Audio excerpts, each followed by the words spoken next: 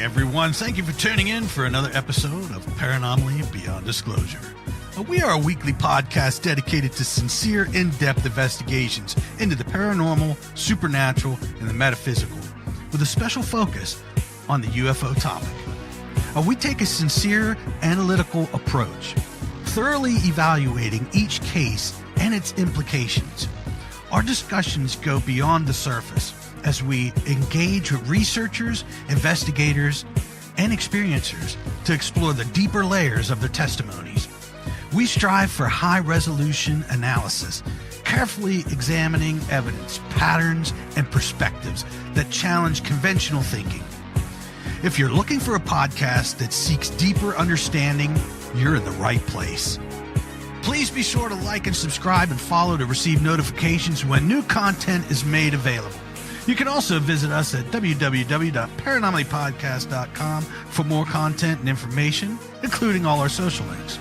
Thank you again for watching or listening, and we hope to see you on the next episode of Paranomaly Beyond Disclosure.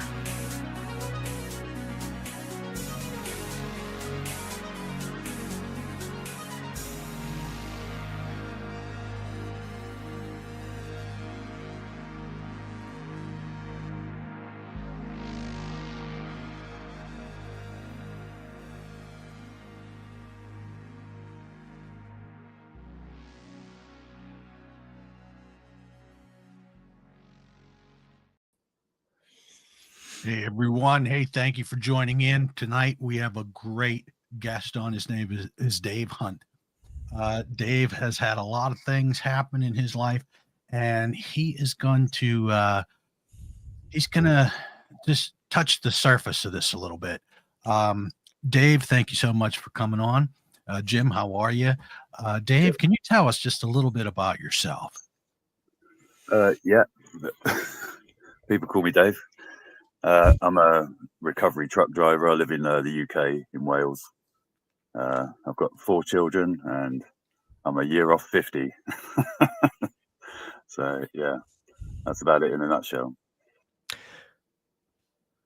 What's a recovery truck driver? Not to get stuck on this, but I'm just curious. I saw that in your bio, and I was confused as to what that was. What is that? So when you break down in your car, it's me that comes and picks you up. Oh, okay. So that's like AAA over here. Oh, okay, right, yeah. Yeah. Okay. All right. So I think we want to start out with the early childhood experiences, which I know you don't have a lot of conscious recollection of, but they're important. Mm-hmm. And so let's start out with that. When was the first experience that you recollect, and what happened exactly in that? So, basically, I mean, they'd been with me since day one. Like, I can remember the first time I ever saw what we now call like a grey was like I was in a cot, you know. So, but again, like we was just discussing earlier, you know. When you say cot, that would be like a crib. Yeah. Would that be what we would equate to a crib? Yeah. Yeah. So it was just like, but again, you're talking about early childhood memories. Do you know what I mean? Like, you know, so I was brought up with my nan and granddad, okay, in a block of flats in London, and like I was basically getting it was a 2-bedroom flat, but I was getting so many nighttime visitors that my nan and granddad let me sleep in between them in a bed because they totally were on board with what was happening. I wish I actually could talk to them now about it, because it makes me wonder just like how aware they were of it, you know what I mean? Because I remember them taking it quite seriously and keeping me in between them in the double bed. So you didn't, when you were younger, request to sleep with them. They brought you in to sleep. Yeah. Yeah. So, and that's why you feel like they had some awareness. That's unusual that they would have had some awareness, unless they themselves were having experiences, because normally they do a pretty good job at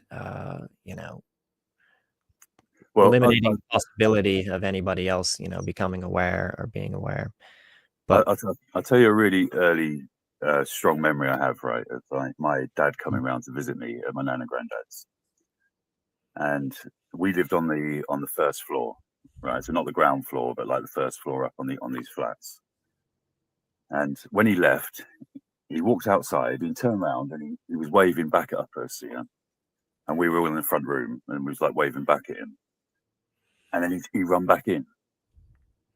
And my nan was like, oh, what's going on with that? Do you know what I mean? Like, next thing you know, 2 seconds later, my dad come bursting through the front door, run into the bedroom, opening the cupboard doors, all that kind of stuff, And they were going, what's going on? What's going on? And he was going, there was something in the room. He said, like, basically in the window next to the front room, which was their bedroom, there was something stood at the window looking back at him. And like, he was proper freaked out about it.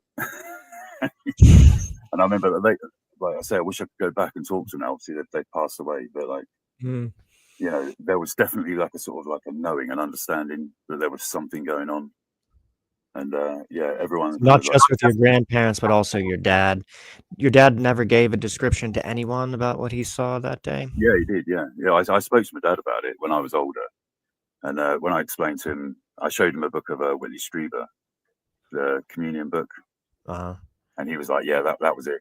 He said that was it straight away. So like, yeah. And we had funny talking about my dad. He had another experience, right? When they run a corner shop, like a newsagents in London, and I was over there one night, and they heard some noise coming downstairs in the shop. So my dad went downstairs, and he swore like all his life that he saw a man, a human-looking guy, stood in the shop right on one of the aisles. So my dad chased him. My dad was a pretty tough bloke, you know what I mean? He was a big, strong, tough bloke, And my dad chased him, and the guy run into a cupboard that had no exit, right? My dad held the door shut. He said that the guy was really strong, was forcing the door back, but my dad was like keeping the door shut while my mum phoned the police. Why did he run at him, first of all? Because at first he thought it was a burglar.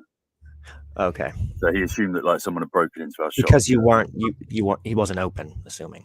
Sorry, this was the middle of the night. Yeah. Okay. Yeah. So it's like a newspaper store, it's only open during the day sort of thing. And they phoned the police. The police came. They came into the shop. They told my dad to step away from the door. And when he stepped away from the door, there was no one there. And he was seriously embarrassed and didn't know what to say. And he said that the guy was fighting back at him all the time.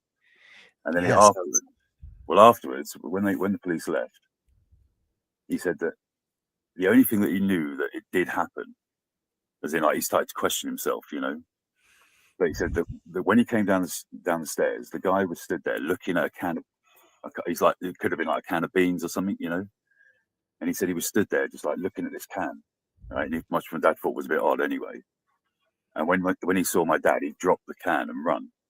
And when the police left, he sort of came back and saw the can on the floor and was like, "No, it did happen." You know what I mean? Like, as in that this guy just he disappeared. And it wasn't the only time. I know you were saying, because as a kid, a lot of time in the bedroom, when they were coming in the bedroom, it was these like grey type things, these like 3 foot, 4 foot tall, black eyes, Sometimes ones a bit taller with robes on. They'd actually be wearing look like a little monk's habit, But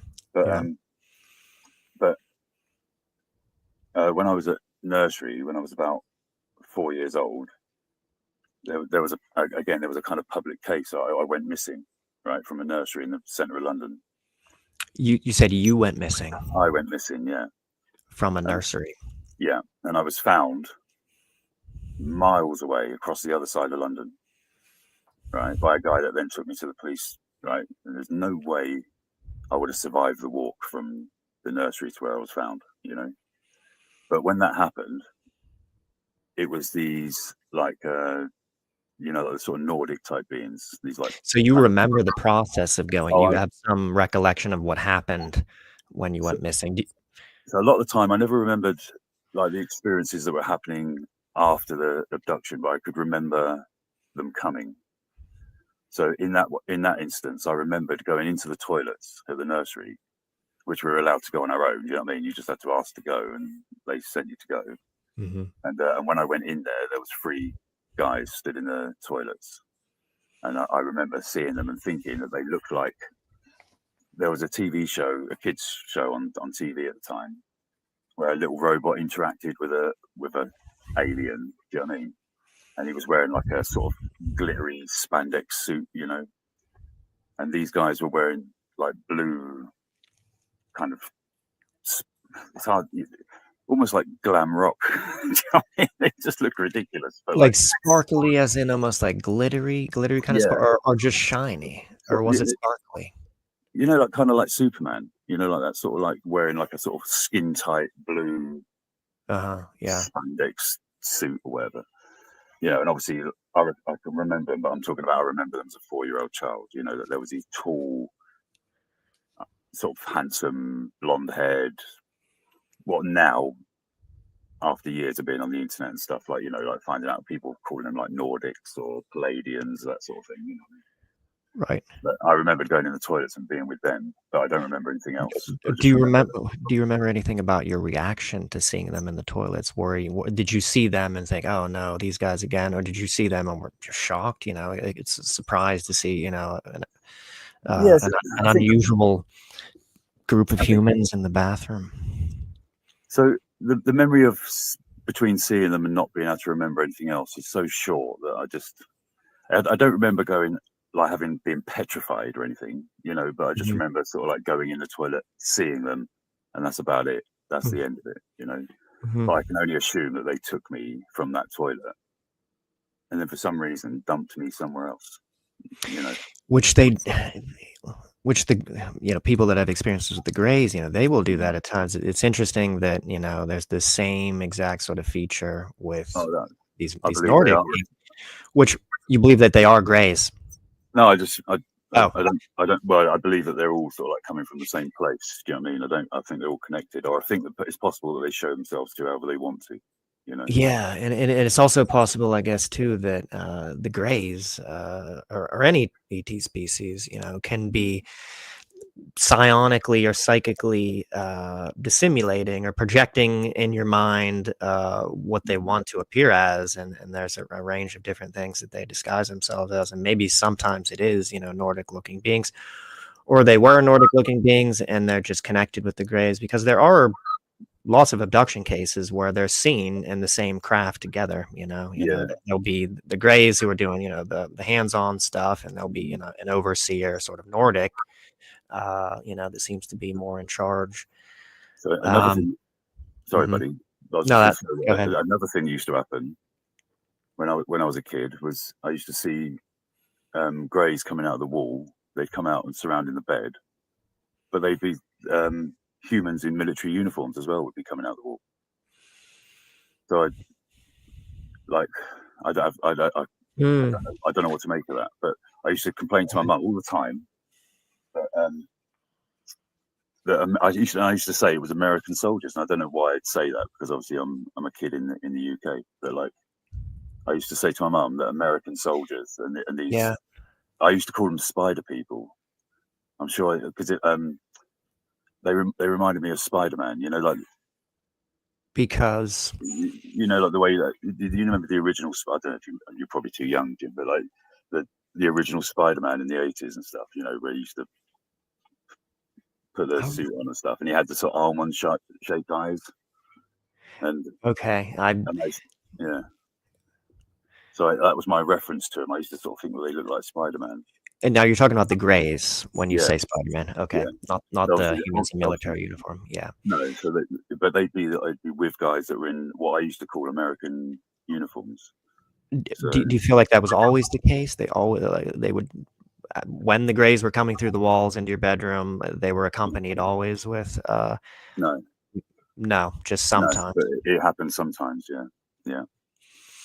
And you felt, and you referred, even though you're from England, you referred to them as American soldiers, as if maybe, you know, there's a kernel of sort of knowledge that you had about it, or somehow maybe you knew that, or it was explained. Yeah, it's hard to know whether it's like, because I was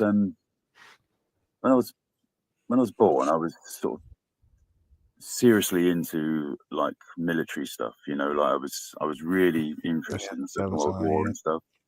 Mhm. And so it's possible I was exposed to like looking at uniforms and stuff like that, you know, like so I think it was kind of like as if, yeah, like I thought that I seem to remember the fact that they had stars on their uniforms and stuff, you know what I mean? That made me think they were Americans. So, and it was like the shape of the helmets, you know, the British sort of had a very different shaped helmet. Right. But, I had another experience where, and again, it could be, I think this was more that they were projecting a different image at me, but like me and my mate were in the park when we were about 7, and we saw a helicopter land in the field, right, in the park we were playing in.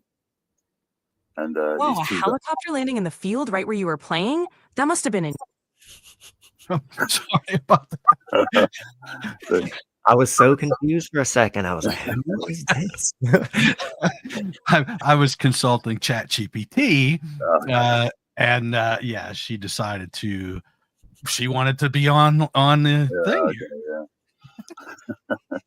But so me and my mate, like there was 2 guys got out, and they looked like American, like they had the Ray-Bans on and all that sort of stuff, you know, looked like Tom Cruise out of Top Gun sort of thing. With military uniforms, or no, it was like they were wearing like a leather sheepskin flight jacket and all that kind of stuff, you know. And me and my mate went over to see them. Which is a detail that would make one think maybe that there was psychic projection of. So because that's an implausible. Yeah, but go on. Yeah, that's what I mean. It was totally ridiculous, but it was like as if for me that was definitely like a way of they manipulated our reality. Yeah, and ridiculous in and of itself that a helicopter would land in a playground, you know, because that would be like a freaking, you know, the town would be aware of something, you know, like a. Yeah, well, I lived right under a flight path going to Heathrow as well, so like, you know, it wouldn't have been a thing that happened. Like the planes used to come over our head pretty low, you know, like it's not likely there were helicopters flying about in that airspace. Right. And there have been other cases, just for the listeners, where UFOs would psychically or however technologically mask themselves as things like helicopters and planes and conventional aircraft. So that brings me on to another story actually about we'd gone to visit my nan and granddad. They lived outside of London at the time, and then on the way back we were coming up the motorway and we got followed by an F-16, you know, the fighter planes, you know, that with a single fin on the back, single engine. Yeah, sort of one intake under the nose or whatever. And it was following us, and I was saying to my dad, I was going, we're getting followed by a fighter plane, you know. And he was going, no, I don't think so. I don't think so. And he was like, he kept looking round and stuff. And I was going, it's right there. I can see it's right there. And he was going, a fighter plane can't follow us, Dave. He's going, we're doing like 60 miles an hour. You know what I mean? And I was going, I'm telling you, there's a fighter plane up there and it's following us. So I could see it's clear as day. It was just during the day, right? But when I spoke to him years later, he remembered that all of a sudden the whole car went black, right? And I was sitting in the back of the car, and my mum and dad were in the front of the car, and the whole thing outside of the car went black. Now, in terms of that went black, like a shadow covered the car suddenly, No, it was like there was no outside anymore. It was like someone had switched off the lights. Do you know what I mean? And I was trying to get their attention, but my mum and dad were out of it. They were absolutely like zombified, you know, just sitting there doing nothing. And then I remember something coming to the door and opening the door. Do you remember the blackness too? So your father, yeah, but my dad did. When I spoke to my dad years later about it, he said, "Oh, I remember that."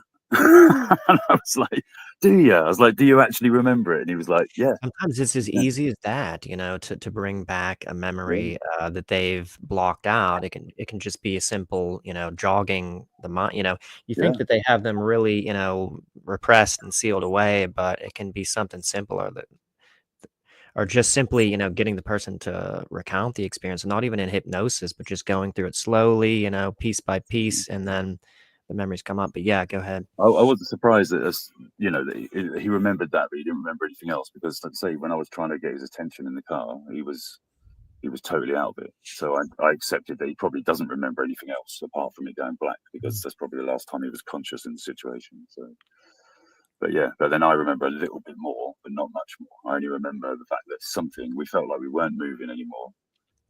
The outside of the car was pitch black, and then something approached my car door and opened the car door. That's the last thing I remember. Dave, I have a question real quick. I was kind of doing some other things in the background. Free now. Hey, can you tell me, before it went black, was you in the daylight? Yeah. And then it went, okay. Yeah. It just, everything went completely black. All right, thank you. So I got a feeling we just got picked up off the road. Yeah, and so that would be an event where sometimes they'll mind control you to pull over, and they'll take you out of the car, and then other occasions they will take the whole car. And so this is kind of like an insight into some of that experience, which most people can't remember that moment of it, of being in the car in the blackness inside whatever, sort of compartment in the craft. So it's completely dark, and then they take you out of it. Yeah, it's difficult to theorize, I think, like, because of the fact that we just don't know enough about the nature of reality. You know what I mean? So I don't know how the mechanics of it work, like how they managed to take you out of this reality, if you like. But yeah, but they definitely obviously are better at it than we are. So Right. Yeah. They might not just be taking you on board the craft. They might be phasing out, we really don't understand fully exactly well, but we know that energy and matter can be manipulated and can be phased out of this time-space reality. And presumably sometimes they might do that with you. Well, I mean, presumably that's how they get you through the walls and get you through the closed window and things, because your energy is out of phase with the matter, and you're on a different wavelength than the physical matter, and they're bringing you through things. I tend to agree with Ike that, like, it's basically, all of reality is just frequency, basically, isn't it? So if they're coming from another frequency of existence, and they've got the technology to jump frequencies and all that kind of stuff, for them it might be child's play to take you out of this reality. It could be, it's possible. And of course, like, if they understand, like we're like getting to now with quantum physics and all the rest of it, that like there is no such thing as solid matter. It's just a question of them understanding and being able to actually manipulate that truth, isn't it? It's like, whereas at the moment for us, it's kind of like a solid theory, but it doesn't have any practical applications at the moment, I suppose, as far as we know, obviously. Right. And David Icke has a good sort of way to explain this in terms of the holographic reality. Before, was there any more to the playground experience when you saw the helicopter land and the people coming out? Do you remember them taking you or taking other people along with you, or was there any more in addition to what you already said about that memory, or is that all you remember, is them coming out of the helicopter in leather clothing? There was me and my mate Matthew, and we were really close friends. I won't say his surname, you know what I mean, but like, just in case. But like, so we were on the swings, and then we watched it land, and then we watched these two guys get out, and they started waving at us, And I was like, "Oh, let's go over and see him." And he was scared. And I remember, like, we're coming across the field, and a funny, sort of horrible kind of, because I was trying to drag him over to see him. I mean, he was afraid. I remember turning around, and he was coming with me, but I remember he was crying, and I felt really strange about the whole thing, because I didn't understand why he was coming with me, but he was crying and he was upset. And I remember we got up to them, and I know there was some sort of conversation, but they were speaking in English, like with their mouths. But that's the last thing I remember. But I'll tell you now that I don't remember what happened after that, but I know that I lost my mate as a mate. He didn't want to hang around me anymore afterwards. After that experience, yeah, he didn't. Like, we were so close, you know what I mean? Like, and And then for some reason, he just didn't want to be near me anymore. And I've had that a few times in my life where people have got close to me, and then all of a sudden something will happen, and then they don't want to be near you anymore. And maybe in these cases, they don't even have any sort of conscious idea of why, but maybe they just there's some kind of experience of trauma, and they associate you with that traumatic experience, and they're just repulsed. Maybe. I wonder if it's like on the subconscious level. Like they say, like in the wild, like like in Africa, that you mustn't touch like lion cubs or anything, because if like the other lions smell human on them, like they'll shun the cubs and they'll end up dying. Mm-hmm.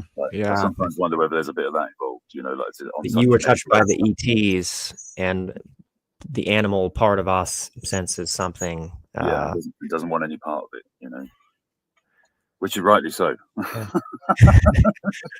Right. But it wasn't a choice for me, unfortunately. So what are some other childhood experiences that you have recollection? I'll explain to you that one of the most regular thing that used to happen was, so when I got to like a sort of teenager, and this was happening all the time, and I found out years later that it was happening to my sister as well. Like, so we were in a 3-bed house, and there was my mum and dad, and then my sister in one room, me in another room. And so what I'd do is I'd wake up in the middle of the night. As soon as I'd wake up, I'd know. I'd be like, oh shit, do you know what I mean? Like they're coming. I'd sit up in bed. You'd see a light on the landing that's coming around the door, and then the door would press, right? Like, what do you mean by press? So like, if you imagine that like someone on the other side of it just like leant up against the door and put pressure on the door in the frame, right?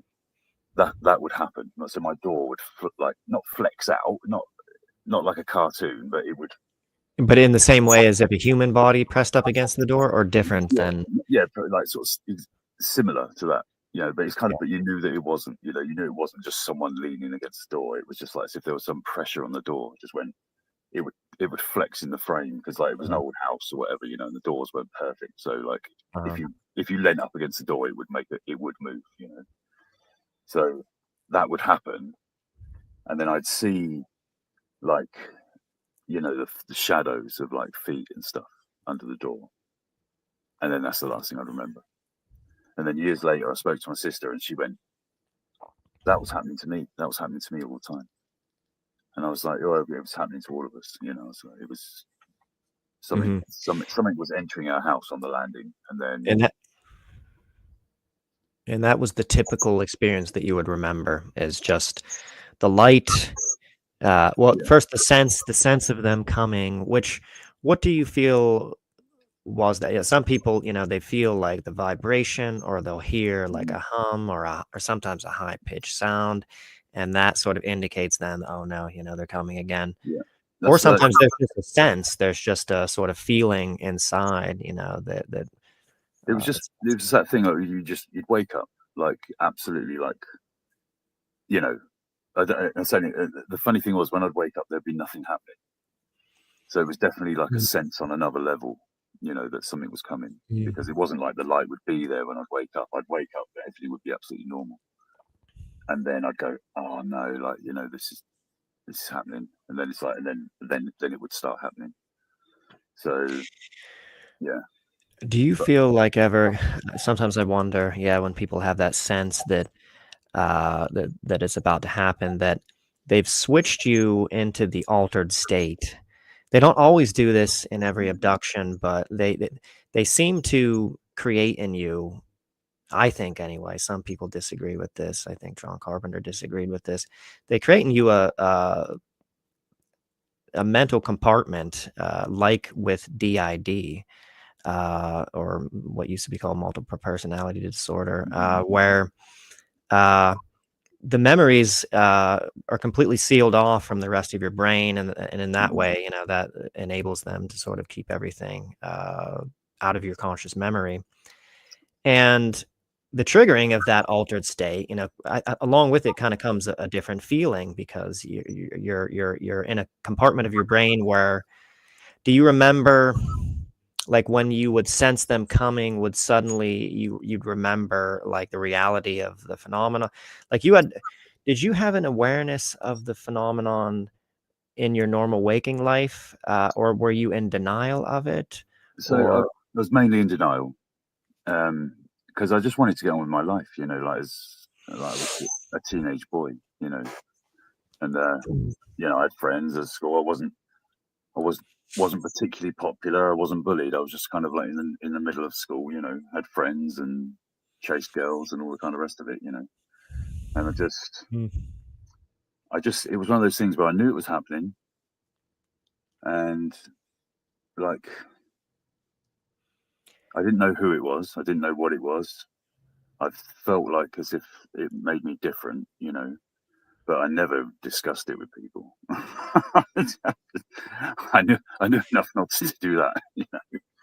now, in the moments when you would, before the abduction would happen, and you'd sense them coming, did you then suddenly know who and what it was? Did you feel like there was a change in your awareness of the reality of the phenomenon in those moments? Did you feel like you knew exactly who was coming, and what this would be like, and then, oh, they're going to do this again, and I have to go through the put on the table and all? I understand what you're saying, but it's like, so I knew like that it was happening again, right? But I still didn't know who they were, and I didn't have any, as in I didn't all of a sudden like have in those states, if you like, as your consciousness is going into that experience. I didn't sort of like go, oh, okay, yes, it's these guys again. I mean, it wasn't like that. It was just like, oh, it's these guys again, but I don't know who they are. Mm-hmm. Yeah. So, And you never had any conscious recollection of being on board in these childhood experiences anyway. I know later on you do have some conscious recollection of being on board a craft, but in these early childhood experiences, you don't remember any of the craft experience or the being put back. I do, but they're so fleeting. They're borderline, like, not worth mentioning. As in, I do have fleeting flash memories of what I think would have been on the craft, like some type of enclosure that you were inside something, some kind of vague feeling that you were somewhere else. But they were just flashes, like, as in, I definitely was not meant to be remembering any of that. It was just, it's just that I've had flash memories, and I'll go, where's that come from? Mm-hmm. Do you know what I mean? And like, so, but yeah, so it's like, yes, but not anything worth going into detail about, And so most of the conscious recollection, you'd have some memory of seeing the shadows of their feet at the door. Mm-hmm. Do you have any memories, like good, solid memories of seeing them? And if so, what was the description? Were they the small grays, or were they the tall ones? So mainly it was the shorter ones now that I realised. I say sort of kind of 3 or 4 foot. So one night, I was sort of, I think I must have been about 20, 22, something like that. And I woke up in the middle of the night, and there was a grey stood next to the bed, and he had a hood on, and he was just stood there, right? But I managed to like get the drop on him. Okay, it's like, so I managed to wake up, and I didn't move. I just woke up, and I opened my eyes, and I saw him, and I managed to stay calm. Like, I didn't flinch. I didn't do anything. Yeah. And when were you consciously thinking, "Oh, I need to not move so as to not alert it, that I'm awake"? And I sort of realized that, like, within a few seconds, I was like, "Oh, he doesn't realize I'm awake." Do you know what I mean? As in, I successfully have managed to wake up. This guy hasn't noticed. He's just stood there. He's just stood there watching me. At the foot of the bed, or was he? Next to the bed. Right. What was the hood? Was the hood a tight fitting, like elastic type of hood, or was it like a cloak? No, it was like a cloak. like a Jedi, you know, that sort of thing, you know. Mm-hmm. And so I laid there, and I was like, all right. So I let myself wake up a little bit, you know, like I was laying there, I was just like, I felt okay. I'm not intrinsically scared of it. Do you know what I mean? So I was sort of like, Mm. so I laid there, and I was just like, right, okay, right, wake up, waking up, getting the feeling myself become fully conscious. And then I turned around and grabbed him. Right. And I what? know I shocked him. I know I definitely got him. Right. He turned around and he pulled away from me, turned away. And as he turned Like away, strongly, like did it feel like? no, I didn't touch him, because as he turned, Oh, he vaporized. He just turned into he just completely disappeared like a ghost, you know. yeah. And I just left with my hand in the air, you know. But I was like, but I definitely got the Yeah. drop on him, you know. Like Yes. he was not expecting me to jump like I did, and that never happened again, funny enough. So yeah. So just a couple points.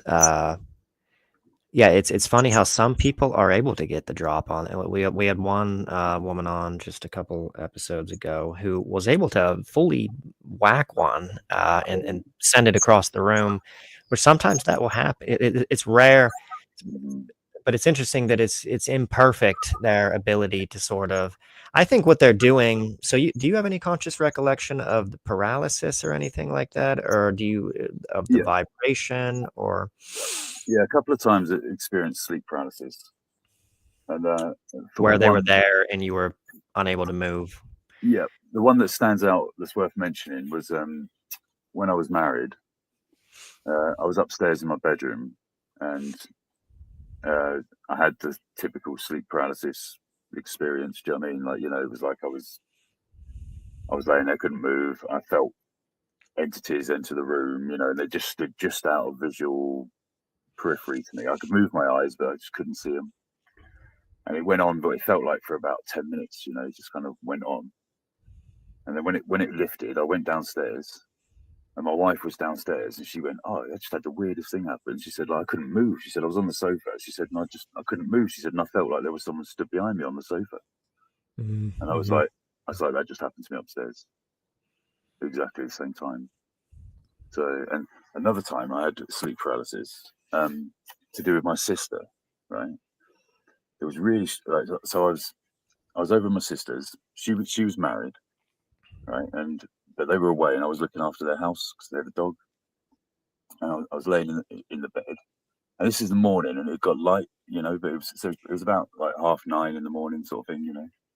And I'm laying in bed, and all of a sudden I'd already woken up. That's the thing. I was already woken up. I was just laying in bed, you know. I was just a young bloke or whatever, you know. So I was laying there, and all of a sudden I went, "Oh, geez, I can't move. I can't move." Like And it came on suddenly, all this. So that's interesting. Some people Yeah. describe it as gradual, but in this case, it was just all of a sudden you realize that you're paralyzed, just like that. Yeah, I was paralyzed where I was laying, which was on my side in the bed, right, with my back to the door. Then I heard the door open. Something came in, and it sat on the bed, and I was petrified, but mainly because I couldn't move, you know, because I knew that I was like, like something had complete control. Because you're in a helpless state, you know, when you're in the. I think that's part of the terror of abduction experiences is the fact that you're helpless. You can't do anything about it. You're just something's going to be done to you. You feel, and you're just at their mercy, and you can't do anything about it. And that kind of, I think, it explains some of the fear that people have. Yeah. So I'm laying there, and this thing is on the bed, starts speaking to me, but it was like telepathic. And it was asking me about my sister and her husband's relationship, and it was not she won't watch this anyway, but like it was asking very personal questions about their sex life, right? Really? And yeah, it was really interested in like what was going on between them, and like and coming from like an erotic kind of stamp, or did it seem to have like scientific interest in that, or what did you sense was the interest that it had in those things, in those details? Basically, it wanted to know why they weren't sleeping with each other. So like, and I was sort of trying to explain to it that I not only did I not know that was the case, but I was not interested in my sister's sex life, and it sort of seemed to be a bit confused at like why it was that we weren't all interested in what was going on between them. I mean, my sister and her husband then split up or whatever, you know what I mean? Like a while later, but it was really bothered. It just seemed to be really bothered about like bothered about it. So it wasn't just curious about it; it was bothered about it. No, they were bothered about it. Yeah, I think obviously they were. Like they wanted them to be intimate with each other. Yeah. I think it was like obviously they were looking for children or whatever, you know. So yeah. Ah, but yeah, again, maybe that's. Yeah, that's interesting. I've never heard anything like that before. And then it left the room, and then I could move. And that's interesting that it didn't know like that you wouldn't know that, or it was confused that you wouldn't be sort of privy to that or be curious about that. Like you think that being that they're telepathic, that they can, from wherever they are, you know, pay attention to you for a period of time or read your thoughts and kind of get a good read on you and what, you know, how you tick and stuff and you think would know prior to that interrogation, you know, that you're not going to know, you know, those kind of intimate details about their sex lives. I don't know if you've noticed, but like everything about them like doesn't add up. Do you know what I mean? There's giving everyone a heads up that there's a serious deception involved, you know, because like they just everything about them is like a contradiction in terms, you know. Do you think that was that what you see is what you get there with that interaction, or do you think that was a kind of psyop to confuse you, maybe, or do you think that that's in the realm of possibility that maybe they weren't confused about any of that, but for some reason they just gave you that experience of that interrogation for whatever psychological effect that would bring? I mean, I have no idea, but I suppose the bottom line is, mate, all I can say to you is I don't know. Do you know what I mean? I just don't know. Mm-hmm. You know, I can tell you what happened, but as for their motivations and what they, God right, knows, you know what I mean? So yeah. So I suppose we should get to probably like the first sort of like fully like conscious, like, you know, the what we were talking about earlier sort of thing, you know, like what happened. Well, before we do that, I just wanted to, because I know you had some details about the appearance of the gray. I remember you mentioning in bases that something about their skin that you remember that it was leathery or something. Or what do you recollect about just the appearance of the gray and what that experience was like? Yeah, but to be honest with you, mate, I've not really got a lot to add as far as like what I've seen on YouTube and stuff like that. I mean, they do just seem to like look exactly like the way that like people are presenting them, you know. So they've got like a kind of like very shiny black eyes. I don't sense whether there's like a pupil underneath there or anything, you know what I mean? Like it's hard to know. But like and then the skin, I've seen them like looking quite like almost like sweaty, you know, before, like, you know, like almost like like whale skin or like dolphin type skin, but like moisture on. You've seen like moisture on the skin. Yeah. But I say at different times I've seen them differently. You know, like I've seen them when they look really dry and leathery. You know, it's the human type looking ones. I've seen them physically, like in the middle of the day, walking around, like as if like you'd walk past them and not pay any attention to them. When you say human type looking ones, are you talking about more human looking grays, or are you talking about Nordics? Say human type. These like Nordic guys, yeah. Okay. So, like I say, there's one of them I've had other people with me when they've seen them, and one of them they keep presenting themselves as like looks just like me. You know, like he comes in. He was the main instigator in the project that was to do with Phil. Yeah, and we're going to get to that full. We're going to go through that whole abduction experience. Do you remember, before we move on ahead in time, having any experiences at all with the Nordics when you were younger, or was it just solely the Greys when you were younger? Yeah, but apart from the nursery experience, do you know what I mean? Like, and Oh, right. Yeah, there was that. Yeah. yeah, and I mean, you sometimes thought possibly the helicopter one as well, but like, no, mainly when I was younger, it was all kind of like the spider people, if you like. You know what I mean? But I'm quite arachnophobic as well now, to be fair. But you know, yeah, it was mainly these grey type entities. You know what I mean? And sometimes they just presented themselves as shadows as well. Sometimes I just see them as short shadows, like coming into the room and stuff. You know, so. Mm-hmm. But again, I think like it depends on your type of level of consciousness at the time or whatever like that. You know, that you see them differently and. But yeah, it was mainly, like you say, it's mainly these kind of grey, like worker bee type guys, you know. And then when I got older, sorry, I want to interject something. So the most important experience that ever happened to me when I was like a late teenager. But I'll talk about it later. But I believe it's the reason why all this other stuff happened as well. Like as I got older, I think that like they sent these human type ones to me when I was older to derail me from my own path. But yeah, sorry, I'm just Mm-hmm. sidetracking there. But I'll just remind me at the end that I'd like to talk about the experience that happened to me when I was a late teenager. Yeah. It wasn't to do with aliens or anything. It was more Dave, spiritual. I have a question. Have you ever noticed anything with owls during all? Yeah, no, I understand it. I've listened to Mike last week on your show and stuff, you know, and that's fascinating. But I haven't myself. I've never seen an owl.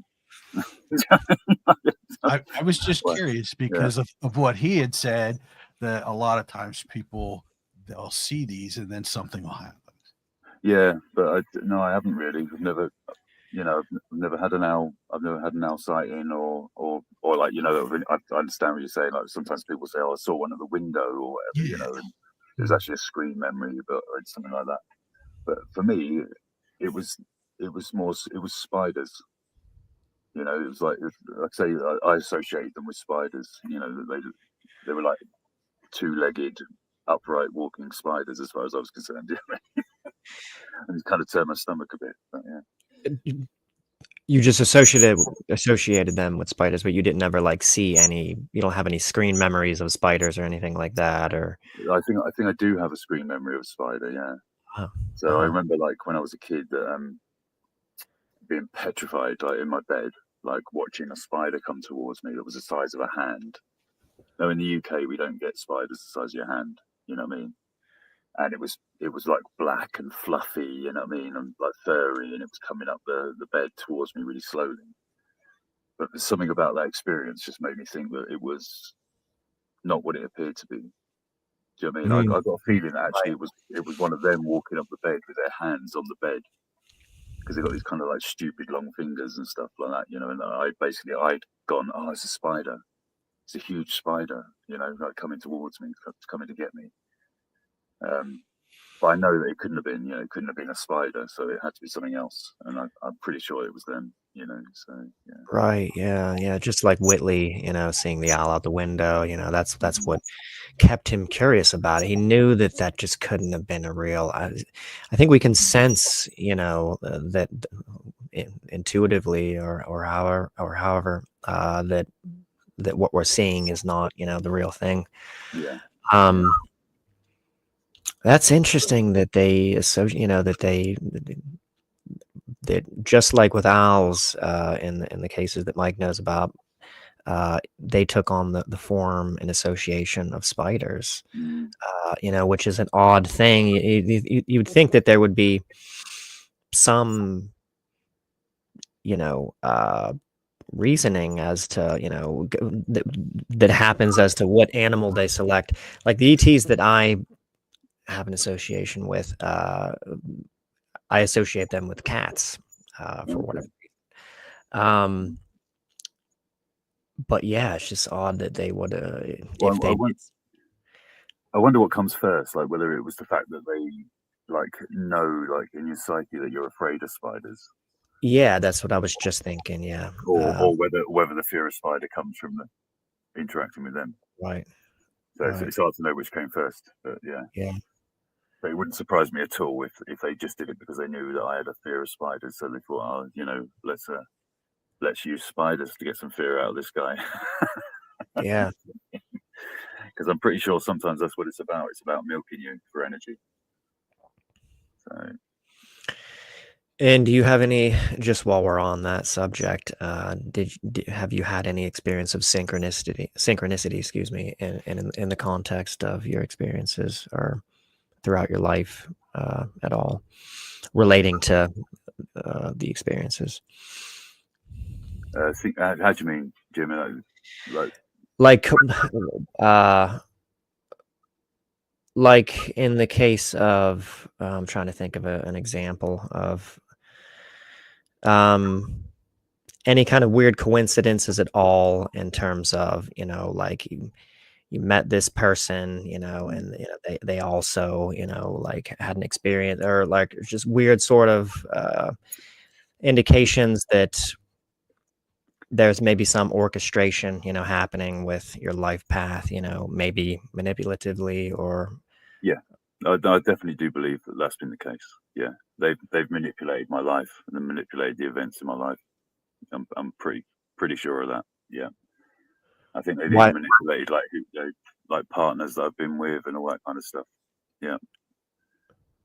So Right. it's hard for me to sort of pin down a story and say, hey, they manipulated this or whatever. Do you know what I mean? It's just more of an intuitive feeling.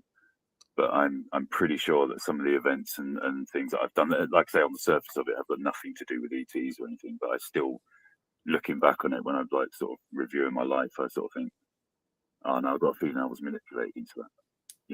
This person coming into my life, this other thing or whatever. That it's been a lot of like I've always sensed, or more so recently, that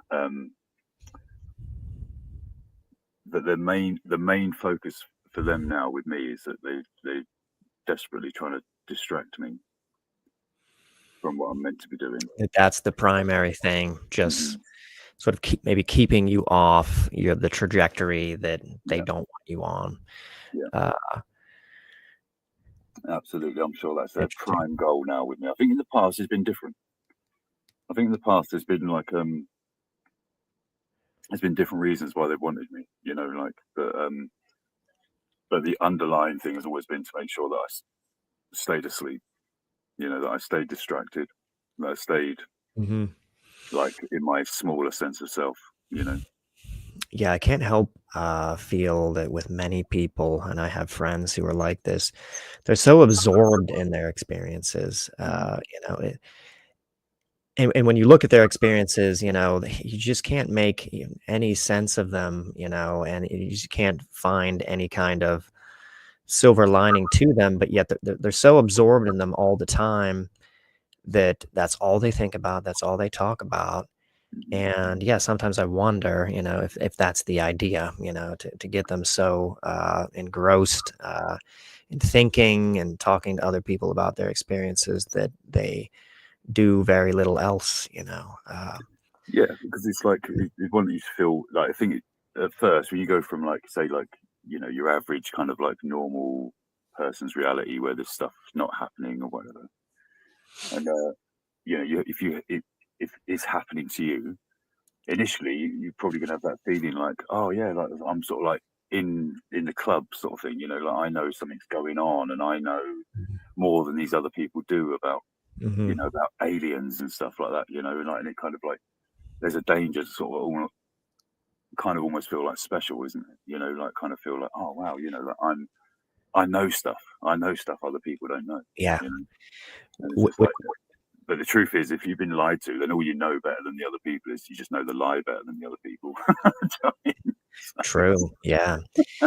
And I think there's really substantial spiritual implications to take on that kind of identity of being, someone who's exclusive or in the know. I think that in general, there's not just with alien contact, but with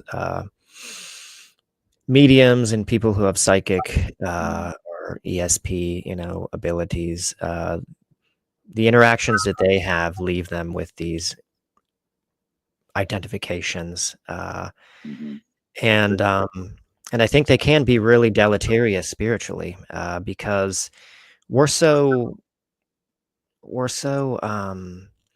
vulnerable to that, like for whatever reason, we all have this, this deep sort of affliction of social insecurity, and you give us anything, just a little morsel of something to feel special about, and most people just latch on to anything like that, so quickly, and never let go of that, and it becomes just a regular sort of part of their mental patterns, just thinking about, oh, well, I've got this going on, or I think you just got to be so careful, isn't it, that you don't plant your flag. That you always know that there's yeah. always more. There's always more to know. There's always further to go. You know what I mean? So like, if you're in a situation where you're going, okay, right, so I know that like I've got beings coming at me or whatever, and I'm being abducted or I'm involved in contact. Well, okay, but what don't you know? What don't you know about this situation? Do you know what I mean? Just because you're privy to like what 2% of it, it doesn't mean you know what's going on. So like if you start like I don't like label myself as an alien abductee Mm. or an alien contactee or anything like that. I can see how someone else might say that about me, but like that's not who I am. I'm just after the truth, right? And these guys aren't the truth. Do you know what I mean? They're a part of it, but they're not the end goal. Do you know what I mean? Mhm. So like Yeah. I'm never gonna stop, right? They're never gonna have me in a place where I'm thinking, oh, I know everything that's going on and I don't need to look into it any further because I don't know. Do you know what I mean? I want to know. I want to know more than most people. So I'm not gonna stop. I'm Yeah. always gonna be questioning this narrative because like there's Right. definitely more to know. Or else you stagnate. Yeah. If Yeah. you sort of come to any conclusion about anything, then you've essentially prevented yourself from getting any nearer to the ultimate truth. Like that's why, my God, I mean, people, who have just been in this for a couple years, draw massive conclusions about everything. Mhm. And yeah, you've effectively just ended the search by drawing a conclusion. I think that, and there also is just something about truth in and of itself that you can never actually get there. You can, especially in this field. I mean, I think in everything really, there's just a kind of metaphysical truth to that. But especially in this field, you never get to the truth. I mean, there's just always more questions. The truth just keeps morphing and moving. And also, the truth depends on the context. I think the truth can fundamentally change just depending on the context that it's in. The truth is so elusive like that. The funny thing is, Jim, I believe obviously in that context, we're talking about like relative truths, and like saying one thing could be true at one level and then it's not true at another level, because it's just relative truth, But what I come to believe in is that there is such a thing as truth. There is a real thing that is true, and that's what I'm interested in. Do you know what I mean? Like everything else is false. Even like I say, even if it's 99% relatively true.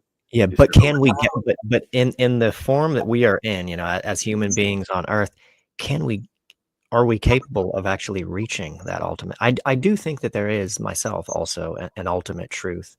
But sometimes I wonder in the environment that we're in with the extremity of manipulation, that we're facing, which is just on all levels, on the spiritual level as well, whether or not you can get there, because even if you intuitively feel deeply, very deeply, that this or that is the truth. Ultimately, it comes down to a feeling, the emergence of a feeling that appears in consciousness, and you don't really know, whether or not we don't, whether or not that exact feeling, can be projected from something else, that this feeling of when people describe that they have a knowing of something, we don't really know for sure. No one can say that we do, that knowing or whatever that feeling is that you're sensing, is actually an indication that this or that is true, or whether that's emanating from some entity or some other consciousness, that's making you feel that in order to lead you astray or lead you onto a false path or a false truth. I think it's I think it's possible that the truth is so far removed from what we like even contemplate, So it's like I remember, like, for instance, do you accept the premise that, like, for something to be observed, there has to be an observer? Yeah, like, yeah, so like within this reality, like, in this paradigm, there's they're two separate things. Like, if something can be observed, then by definition, the observer is separate from the observed. Yeah, there are two things, right? Unless something's being looked at, it can't be observed. So when it sort of dawned on me that, like, someone said to me, "Oh, do me a favor, just say red car," right? So it's like, okay, red car, right? And it's like, okay, right, cool. Do you know you just said that? I was like, yeah. He's like, right, okay then. So you are not your body because you're aware of what your body just did, right? Your body was the observed thing. You forged your vocal cords into saying the word red car. You got the feedback loop through your ears that told your brain, yeah, it did sound like red cars, or well, that you don't have to say it again. You don't mean or whatever, yeah, all that stuff. And I was just like, okay. I was like, so I'm not my body. It's like, no, you're not your body, right? Because you're aware of your body. Okay, cool. So go a bit deeper down the rabbit hole, though. So just think red car. Maybe picture a red car in your mind. Do that. It's like, right, okay, you've done it. Tell me when you've done it. It's like, yeah, okay, I've done it. He said, right, the reason why you can tell me that you've done it is because you're aware. He said, so you're not your mind because you're aware of your mind. So you can't possibly be your mind. So you're not your body and you're not your mind. So the question is left like, who the fuck are you? No, yeah. It's simply the awareness, perhaps. Yeah, this was Eckhart Tolle's, realization, which radically altered his consciousness when he realized, I feel so terrible, I can't live with myself anymore. And then he thought, who is the person who can't live with the self himself anymore? And he realized that there was a separation, a kind of duality there, between those two things. And then realized that, oh my God, who is that? That's and is one of these two people an illusion? And then he had this profound experience, where he, suddenly became more conscious. And I mean, it's detailed in his book, but yeah. So maybe that's what we're being distracted from. Okay, you know what I mean? Like, we're just distracted with details. We're distracted with interactions, relationships, whatever, even with these guys. Yeah. But it's all like a massive, it's like Maya, has got all her tricks to kind of stop you from seeing through the illusion, so therefore she starts throwing stuff at you. I'm having it right now. I'm going through it right now. The amount of stuff that's getting thrown at me right now in my life to keep me busy, to keep me distracted, even though, like, my intent is like 100% to, like, follow myself back home. But, like, at the moment, it's like, it's the matrix, if you like. If that's, people want to call it different things, but, like, it's throwing everything at me, man. I'm shocked that I'm even here being able to talk to you. It wouldn't have surprised me if something would have happened to stop it, because the amount of stuff that's been going on to try and stop me doing stuff, or seeing the people that I want to see, or having the interactions that I want to have, or whatever. It's I could go on about that all night, but it's not worth it. But I'm just telling you in theme that it's happening a lot. So, but yeah. But should we get on to the main distraction? Yeah. When these guys, when they threw both barrels at me. make me think that I was special. Yeah, let's get on to that. So we're talking about what time frame was this? Was this this was after you had one of your children, I think, Yep. or Yep. So I had my oldest daughter, and she's like 23 now. So 22 years ago, I assume, she was only months old, and at the time I was like boxing and stuff, and I'd had a fight the night before, and I'd bashed up my ribs, and it turned out it was just a bad bruise, but it's so painful that like I went to have an X-ray at the hospital, and so it's coming back, and it's during the day, you know what I mean, like just like normal, like 1 o'clock, 2 o'clock in the afternoon. And I was sitting in the back of the car with my daughter as a baby. My wife was driving, and then a silver disc came down and started pacing the car, but from the front, as we went through this. Sorry, we were going through a little village in Oxfordshire, okay, called Ino. And as you come out of the village, it's got a long straight line, like a sort of country road or whatever. And this disc came down, like it looked like a shield, just like a metal shield, just came down and was shiny. It was just shining. It was a sunny day as well, so it was kind of like reflecting the sunlight. That's how it looked. And it just followed the car. Like I say, followed the car, but it followed the car from the front. As we were driving. And you both saw it. Well, my wife saw it first, so she called my attention to it. She sort of said, "Look at this," because she was sat in the front of the car and I was in the back, so I had to lean right across in front to sort of see it because it was like kind of up above the car. And I was just like, "Oh, right, okay, wow," And she was like, "What do I do?" I said, "Like, just keep driving." I said, "Like, there's nothing we can do, is there? Just keep driving." So we kept driving, and then all of a sudden it just blinked out. Right, that was our conscious memory of it. You both saw it blink out, just at the disappear. same time. Yeah. Mm-hmm. Now this journey, right, was a 20-minute journey, right? Not in normal time, right? We didn't see much traffic, like didn't see any traffic when that happened. There was no one about at all. When we got home, it had taken us an hour and a half to get home, and we were like, that doesn't make any sense, because we knew, like we even had the ticket for like when we left the hospital. Yeah, there was no confusion about like the time, right? And we were like, right, no, we left the hospital an hour and a half ago on a 20-minute journey home with no traffic, right? Yeah, like a hard realization of missing time and just no doubt, in some cases, there may be doubt, I think in a lot of cases of missing time, maybe I just didn't realize that much time had passed, but you had that ticket. And so this was like no disputing that something strange had happened here. Now that night, we had mates at the time. We were young, and we had like a good social group and all that kind of stuff. People used to come to our house every night of the week, like just to sort of hang out and stuff. And like as our mates were turning up, we had one of those foosball tables in the front room. We used to do competitions, all that kind of stuff. It was good, really good time too. And so as everyone was like coming over in the evening, we started telling them all about it, And it was really strange to sort of see there was like a malaise, people weren't not interested. They didn't want to talk about it.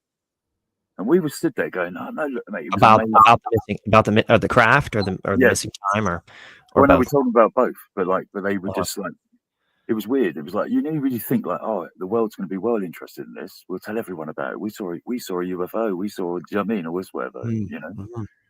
And everyone was just like, they just didn't want to talk about it. Now the funny thing was, then a couple of days later, my wife forgot it even happened, right? And I had to jog her memory that it happened. And she was like, "Oh yeah, oh geez," she's going, "Oh, that's weird," because I totally forgot that happened. I said, "It happened 3 days ago," And then she just seemed to sort of go on this path of like sort of wanting to, like, not. She didn't want to talk about it. She didn't want to. Do you know what I mean? She just wanted to forget about it. Yeah. I was having the most bizarre dreams over the weeks afterwards, where I started remembering what had happened, like in that sort of hour. And I was telling her about the dreams I was having because I've never had dreams like this before. And she was like, she was listening to me, but she was acting almost the same as the other people. She'd go, oh, that's interesting. Oh, wow. And I was saying, are you hearing what I'm saying to you? I was like, I'm saying that you were there, that you were on that craft, right? You know? And she's going, yeah, but I don't remember. I was going, all right, but I'm telling you. Do you know what I mean? Like, you know. Yeah, I just want to linger on that. It's just that, like, to me, that's a really powerful sort of control and influence of someone's consciousness, you know, to where they have just no interest in, like, that's not something subtle, you know. You find so many instances of this, you know, where, you know, it's surprising that, you know, right after the experience, it didn't seem to be happening with either of you for the first few days. You were really interested in talking about it. Normally, like, it's the experiencer themselves who doesn't want to talk about it, or who just, you know, brushes it off, you know. But it was the people around you, and then your wife sort of comes down with this, what they sometimes refer to as the alien Xanax. And that's a really powerful influence. One can make a good argument that, you know, that just can't be being done by a benevolent force, unless, I mean, some people would maybe make the argument that, you know, it's in the person's best interest not to have conscious awareness of this, or to look into deep. They also might not want you to think about it, so that you don't jog your memory and remember. All of a sudden, you know, you might have an emergence of part or all of the memory of what happened. So they want to keep you off that subject. Maybe that's why they're manipulating people around you. They don't want those people to really engage you on that, because maybe in the course of that, focusing on that, you'll uncover the memory. But anyway, so they gaslight you a lot. You know what I mean? So, like, you get all this, like, you know, telling you, like, why things are good for you and stuff like that, you know, that are obviously not good. And, like, you know, so, like, say that the idea of saying, oh, well, you just don't remember because it's for your own benefit or whatever, you know, it's like, it's because we don't want you to suffer. So it's like, yeah, well, you're the one causing the trauma, so why do you're traumatizing me? I'm forgetting it, like, as if I've got DID, like you say, or whatever, and you're telling me, yeah, that's fine, it's for the best, because we love you. You know what I mean? Like, we don't want you to suffer. Yeah. So we'll stop doing what you're doing then. Do you know what I mean? I It's know. like, Yeah. it's like being in an abusive relationship, isn't it? You know, like, you could steel man the case that, you know, that that maybe, you know, like, they want you to, because in some cases it does seem to be this way, if you really delve in the abduction phenomenon, that they want you to, they leave you breadcrumb clues in cases. Why do they do that, though? You know, it seems like they do want you to uncover at some point. And I have thought before, speculated that, you know, Jeff Selver, one of the abductees that we spoke to, thinks that, you know, it's necessary that you don't remember it at a point in your life where you can't integrate properly what happened to you, and you're going to be really damaged by it. I think it's confusing. I think that it's, I get what you're saying, but I think there's some elements of it that make me think that I'm not exactly sure what they're doing. It seems a little complex, you know, and they might want you to resolve that trauma, because that does seem to be what happens eventually once you know, uncover the experience. You process it, and, you know, as John Mack, you know, detailed very meticulously, you know, these people would go through a kind of really positive period of growth from integrating those experiences. But then again, why did they do it in the first place? You know, why you know, why did they inflict the trauma in the first place? You know, and when it gets down to it, we're talking about the hybrid program, and, you know, it's hard to really adjudicate this in a way that makes it seem like the existence of the creation of the hybrids would be a good thing for humanity, because they seem, on the face of it, to be a replacement, you know, for the human species. But anyway, not to get too. But can you imagine, Jimmy, if so, say, like, you know, you're being abused by someone, right? And the guy wore a clown mask and came into your bedroom and all the rest of that stuff, right? And then later on, you grew strong, right? Because you overcome, like, the abuse, all the rest of it, and right? If that guy turned around and said, Oh, I just did that for your own spiritual growth. It doesn't stand up. Yeah, good, Do you know what I mean? good. Right. Yeah. I just wore a Way of clown's putting- mask because, you know, I thought it was for the best that you just didn't see me for who I am, because I just didn't want you to go through too much trauma. You know, it's like, Yeah, you know, it's like we good just, point. Yeah, yeah, yeah, it's like we just get so carried away with the fact that it's kind of a mystical experience that you don't want to accept that, like, it's actually your uncle, you know, like, and like, I just think that, like, there's a lot of that going on. yeah, Okay, and there's a lot of yeah. us being gaslighted and being told, like, you know, oh, this, we just, you're going to grow spiritually. It's like, no, you can grow spiritually because it's in your inherent nature to grow spiritually.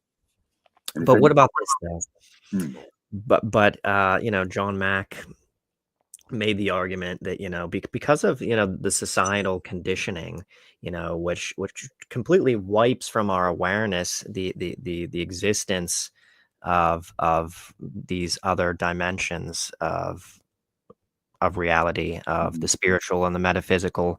The contact experience, in his view, kind of shattered that barrier and opened you up to all that. You know, some abductees felt like it was really that physical experience that really overcame the ontological sort of lock that I was in. You know, like our sort of ontological conception of reality is this really kind of hefty sort of thing to remove.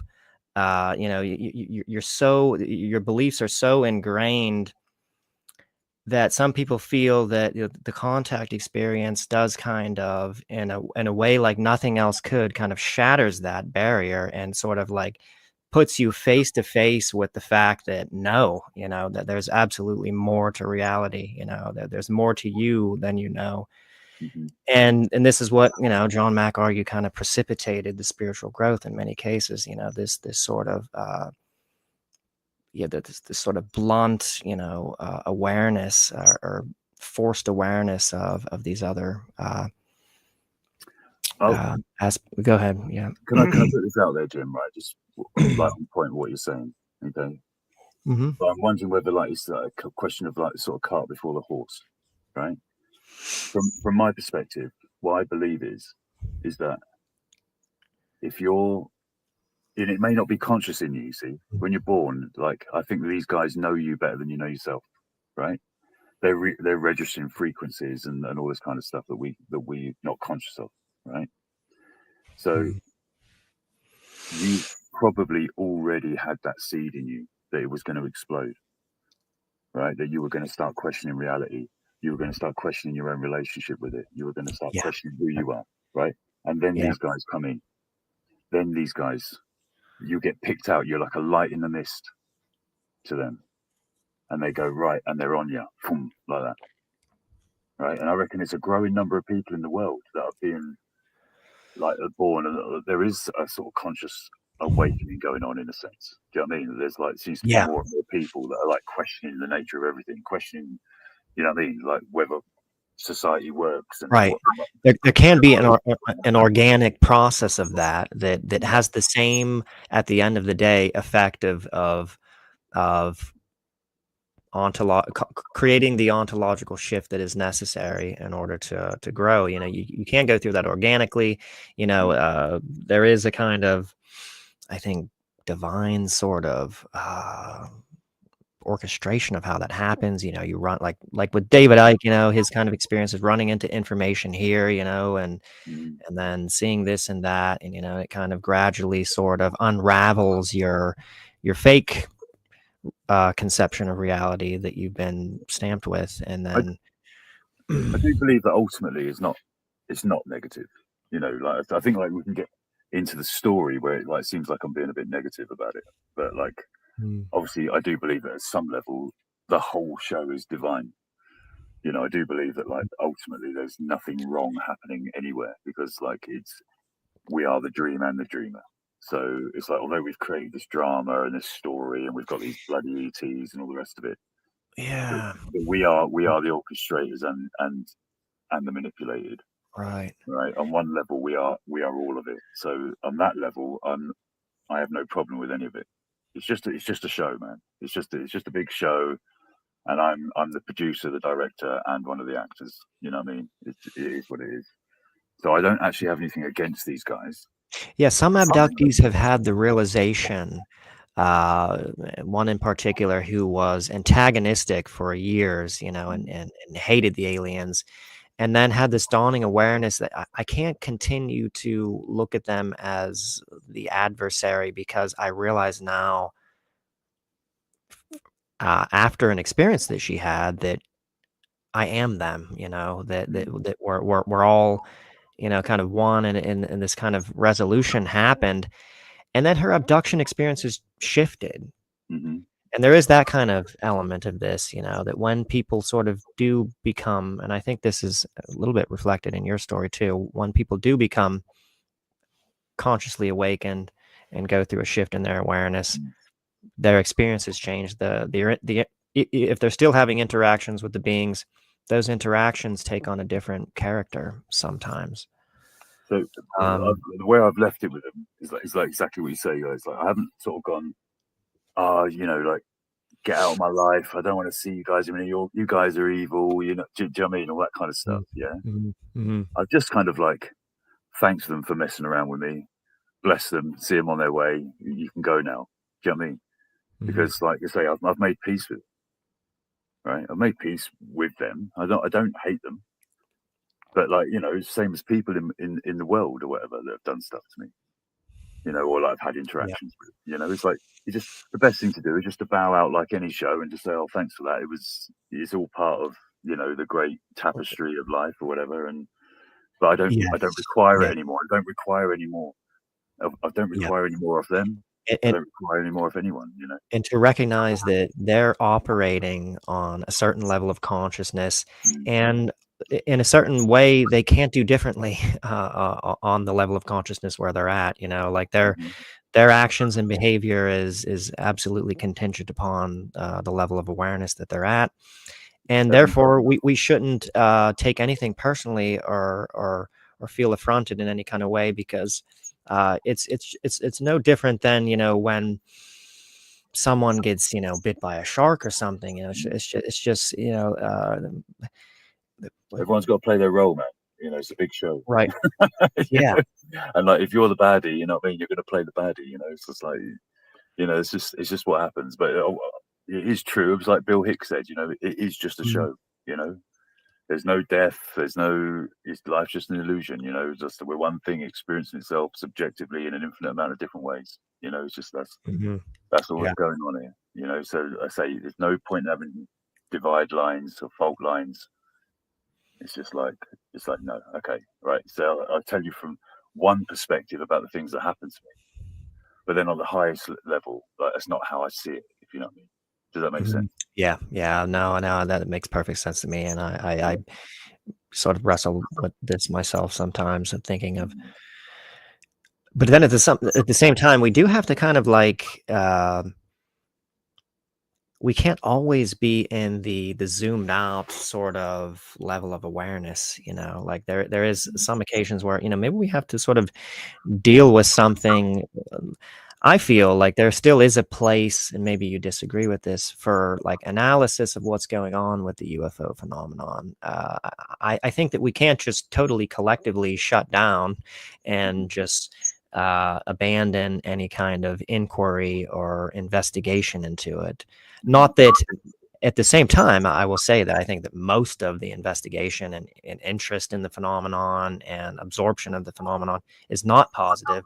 But then at the same time, it seems like we do have to kind of like have our wits about us to some degree, and kind of engage with this and think about it and try to figure out maybe, you know, what's going on, and maybe that will ultimately land us into the same conclusion that we've just touched on. But it is the same, Jim, isn't it? That everyone's role in it is divine, if you like. All right, so, you know, you've got like the government releasing information or whatever about this. You've got other people that are into it, like people that are into the conspiracies, people that are into, you know what I mean, all different things. It's all valid. You've got people running UFO groups and all that kind of stuff. It's all valid, right? It's all valid, but it's just not where I am. You know, but I accept that, like, all the different levels of inquiry, all the different people that know a different level of what's going on or whatever. It's fine. It's all valid. You know, it's all valid. But just in my personal journey now, like I've kind of left a lot of that behind because it's not important to me anymore. There was a time when it was. That's why I totally relate to people that want to like sit up and watch, you know, hours of YouTube or whatever. You know what I mean? To like sort of kind of, you know, I've been there. You know what I mean? I've done it. I've read 400 books on it and all the rest of it. You know what I mean? It's just that eventually, like, it's not where I'm at now.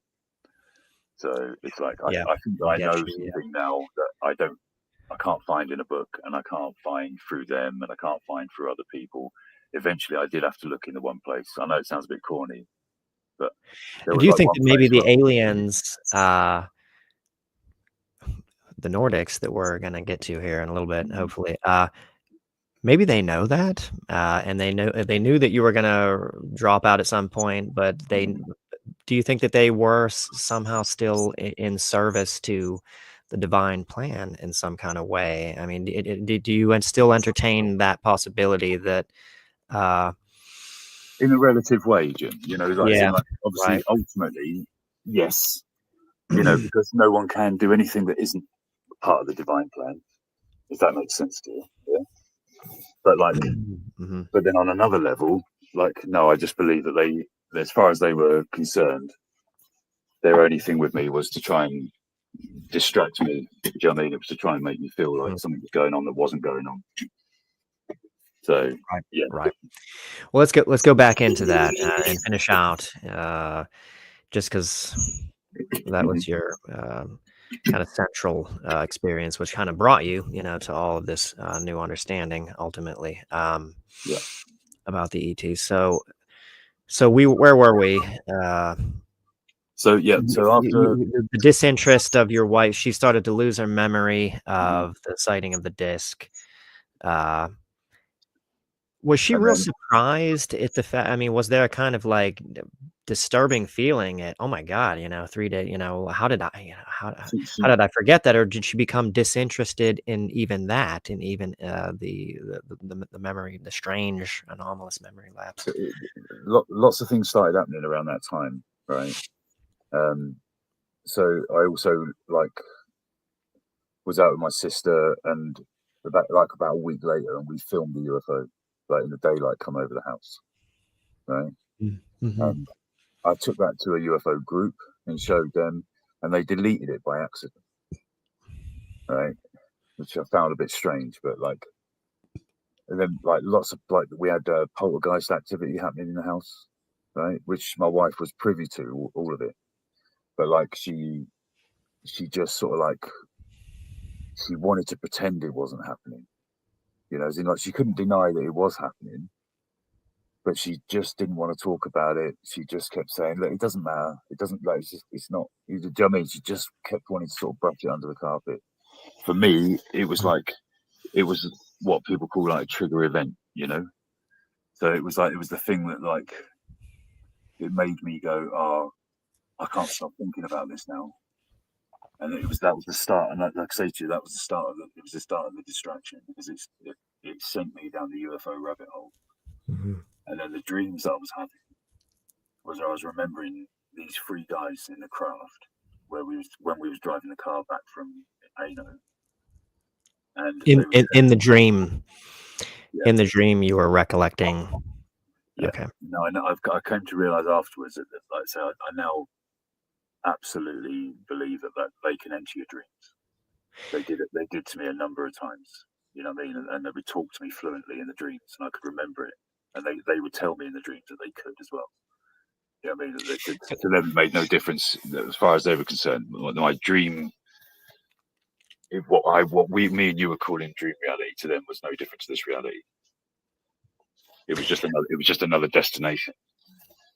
I just want to say this real quick on this subject. So we're talking about, you know, an instance where they're entering your dreams and communicating with you. There's a difficult sort of knot of complexity here with this, like, because you have some experiences where the recollection of the dream, the waking up after having a strange dream about an abduction experience, might have been the abduction experience.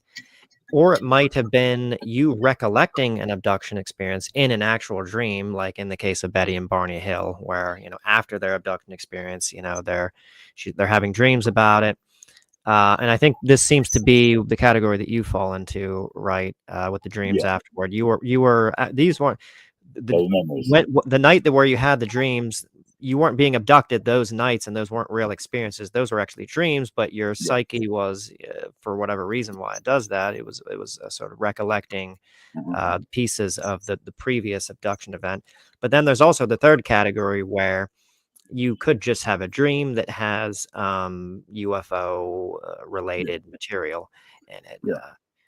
But that's not what these were. These were, and I think they were actually manipulated dreams as well, as in like the fact that they were so real compared to anything that I'd had. Like, do you think that they caused? Do you think it was your psyche? I mean, I know you don't know ultimately, but you think that they were they're causing you to have these dreams about? They were causing this. It was the start of the distraction. They wanted me to they wanted me to get involved in a program with them. So they were kind of like, they were doing, like, if you like, they were waking me up. Do you know what I mean? Yeah. Because they wanted me to feel like I'd been chosen by them. Right. So they were telling me that I was one of them. They were saying that I wasn't from Earth and that I was like. Let's get that whole sequence. So what were you remembering it, first of all, before you go into the sequence? Were you remembering it in dreams in pieces? Like, did you get one piece in one dream and then another piece in another dream? Yeah. And it was all this, they were all of the same single abduction event? Yeah, it was the same event, but it was broken up into chapters, and I'd wake up, and then when I'd have the dream, I'd wake up and I'd get out of bed for the rest of the night. I couldn't go back to bed. So I would I'd just go downstairs and I'd just sit there and just have coffee and fags or whatever, and just be like, and just try and like go through like the memory and just be like, oh right. And then I was trying to decide. At the time, I was trying to decipher what they were saying as far as like what they wanted me to do, because that was they'd completely like bamboozled me. I say I didn't see them coming this time. If you know what I'm saying, right? Because in like this, they were starting something with me that I didn't know. So at the time, I was just like completely like, oh wow, these guys want to talk to me. Like I say, I'd had the greys and the shadows and all that in the childhood stuff, right? Which ultimately I think it was the same thing. But when these guys came, it felt like at that point in my life, it felt like, oh wow, these guys are the truth, because they're beautiful. They're beautiful humans. Do you know what I mean? Yeah. Right. So I wanted to believe in them, and that's probably why they did come like that at the time. Because I believe that these guys were great. You know what I mean? Like they'd come to free me. They'd come to wake me up. They'd come to. So that's suspect in and of itself. That's the interpretation that you initially had, because they were beautiful. That led your mind to believe that, So that's, Well, say the guy, the main guy actually looked like me. Well, let's go through from the beginning of the sequence, everything that you remember, till the end. So what's the first conscious recollection? This is how sort of like, this is how I could tell the story of it or whatever. But like I say, it happened like through a number of dreams and all that kind of stuff, and But it's like, so we're going through Ano. The disc was above us. Next thing you know, it was like a blink. As far as this, I can remember it. We were in the craft, right? And it was me.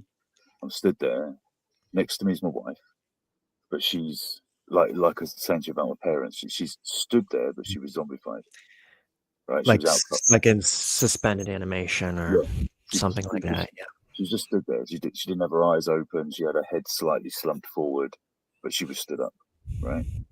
And then my daughter was in the car seat, in the baby car seat, and the car seat was there as well. So they hadn't taken her out of the car seat, but they'd taken the whole car seat out and put it in the craft, and it's just on the floor, right? So I'm looking ahead of me.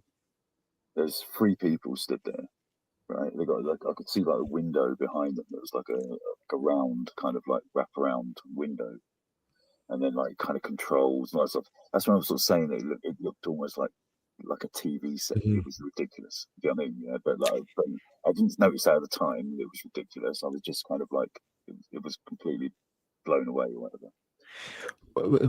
So control panels, when so it was a circular enclosure, presumably the disc that you saw in the sky. Very white, metallic, or no, it was kind of it was kind of dark in there.